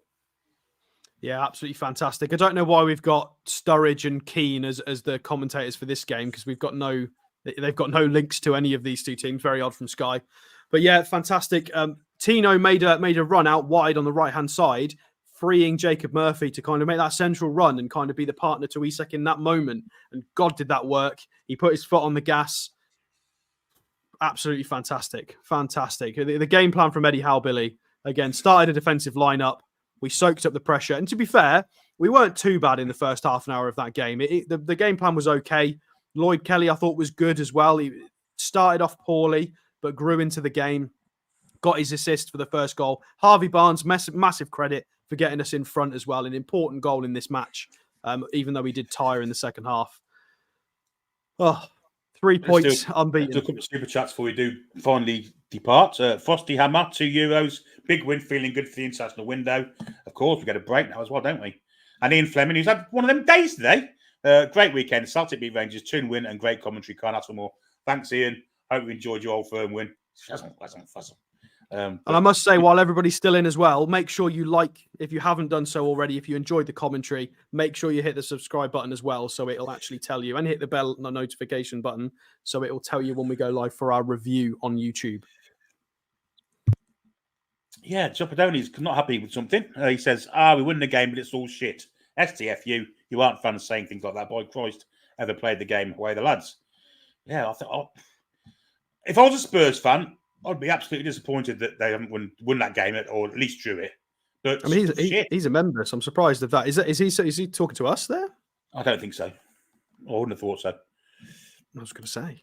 Chopadoni's not like that. Keith Trusk got £5 super, so that was close. We weren't great. Couldn't believe he took Barnes off of Murphy and Pope, giving them that goal. My heart can't cope. Well, we criticised Murphy, but excuse me, at the end of the day, it's his assistants won us the game. Yeah, I mean, there were a couple of question marks over certain bits of that game. I think Nick Pope had a poor game today. Yeah, and I think it's fair to say Nick Pope struggled. Distribution was really poor, sort of a 1 or a 2 out of 10 in terms of distribution. Clearances, goal kicks, they were woeful. And I think Alexander Isak, off the ball, had a very poor game. Couldn't win anything in the air, couldn't win it. I mean, I haven't yet looked at the statistics, so we'll see how everybody profiled when we do the Patreon and when we do the review show. But Isak off the ball has got to get better for me. You know, he's 20. I think is he 25 years old now? Or is he still 24? So he's growing up now. He's not that youth striker. He's a man, and we do need him to start getting a bit more physical. He's no longer that boy, especially at 6'3". There were question marks when we recruited him over his aerial ability, and it would have definitely taken a lot of pressure off us had he have won just 2 or 3 more balls in the air. It takes a lot of pressure off a team. So, however, with a super chat as well, so. The 50 Danish kroner. Still haven't played great this season yet, but the results are amazing. Cheers, guys, away the lads and lasses. He's right. True. We haven't played well this season yet, and we've been beaten with 2 wins and a draw. I think we head to Man City next, though, or Man City at home. Can't think. We shall see when we come back after the break. Dante says that was one terrible performance, even though he won. And Chopadoni says we cannot win 8-0 every game. To win 2-1 is brilliant. When you don't play well, is great. Yes, I agree with that. We may have lost a few battles, but we win the war. That's all that matters, isn't it? It is indeed. As Liam and Noel Gallagher once said. Let's bring the Oasis stuff in. We've got a new member, John Wharton. Thanks for joining, mate. I don't know how many subs we've gained today, but I'm guessing a few. We've had over 4,000 people watching today. It's been an outstanding performance from everyone. You guys out there in the chat, brilliant. It's a £6.10 derby. Oh, we've got Wolves next, have we? Ah, right. Wolverhampton. Well, that's a Wanderers. little bit better than Man City, but there's no easy games in the Premier League. No, there isn't. Wolves and Fulham away before Man City at home. So we've got 3 tough games on the trot then, really. Neil Weller says a good team wins when it doesn't play well. Yes, it does indeed. At some point, we are going to click, and we haven't. Well, we haven't seen the good team bit yet, but we'll. The last time we looked kind of silky smooth was that opening half against Girona in pre-season when Isak missed a pen. We were 3-0 up, could have been 4-0 up within 21 minutes. That's the last time we looked really, really tidy. But yeah, again, fingers crossed. What we're all hoping for is Tonali to come into this team and maybe Share to come back in to give us a bit more passing and a bit more calmness, and things to start clicking a bit more. We can get a bit more control over games. That's the hope. So we do have an international break to kind of for everything to calm down and maybe Eddie to work on a few things as well. Although he's not going to have Sandro with him, unfortunately. No, he's not. Just before we go, another 1,000 yen super chat from one of our great contributors over in Japan, Eddie Gaunt. Thanks, mate. Really appreciate it. He says we have played better but lost. We will play better and hopefully keep getting the results. Couldn't agree more. Couldn't agree more, mate. Thanks ever so much for your contributions. And a 199 super chat from Geordie Danny. This is our first win with Yasser in attendance. Yes, I guess he'll be happy, won't he? Mr. First win. I nearly called him our fan then. Christ. Al the Mayan. Dean Stabler, nice 1 billion stato, great commentary. Thanks, mate. Hopefully we'll get onto the fan reactions as well, which is be fantastic. Yeah. Well, it's lovely that we get to see a win for the chairman, because obviously when he comes up, it's not always the best day. So it's nice that he's come over, presumably for some quite awkward talks with certain people in the hierarchy of the club. And it's fantastic that we are unbeaten. So the fingers can't get pointed at Eddie Howe from people above board or the board, should I say. You can't really point the fingers at Eddie Howe with not really much recruitment, and he's unbeaten so far this season. So the fingers are going to have to get pointed at Eels, Mitchell, a combination of the two, whether it's a bit of Ashworth, a bit of Amanda leaving, who knows. But he's here for a reason, so we'll see what comes of that. I've got another 199 super chat from David R. That felt like a Rafa performance, and we'll take it. Yeah, good comparison, good analogy. Yeah. Chelsea wants, Crystal Palace won as a result at Stamford Bridge 2. So it's been a good day, hasn't it? Let's be honest. And now we're going to go over and do our Patreon.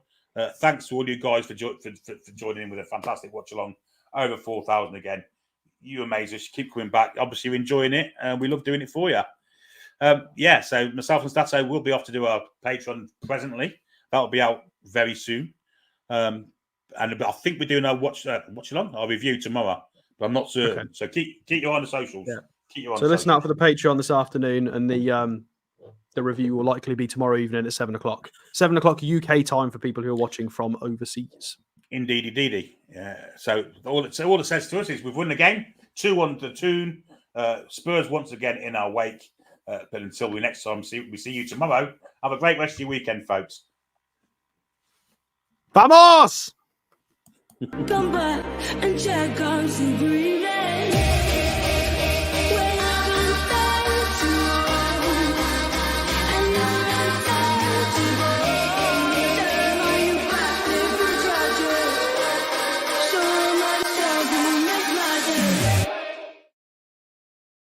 Ah!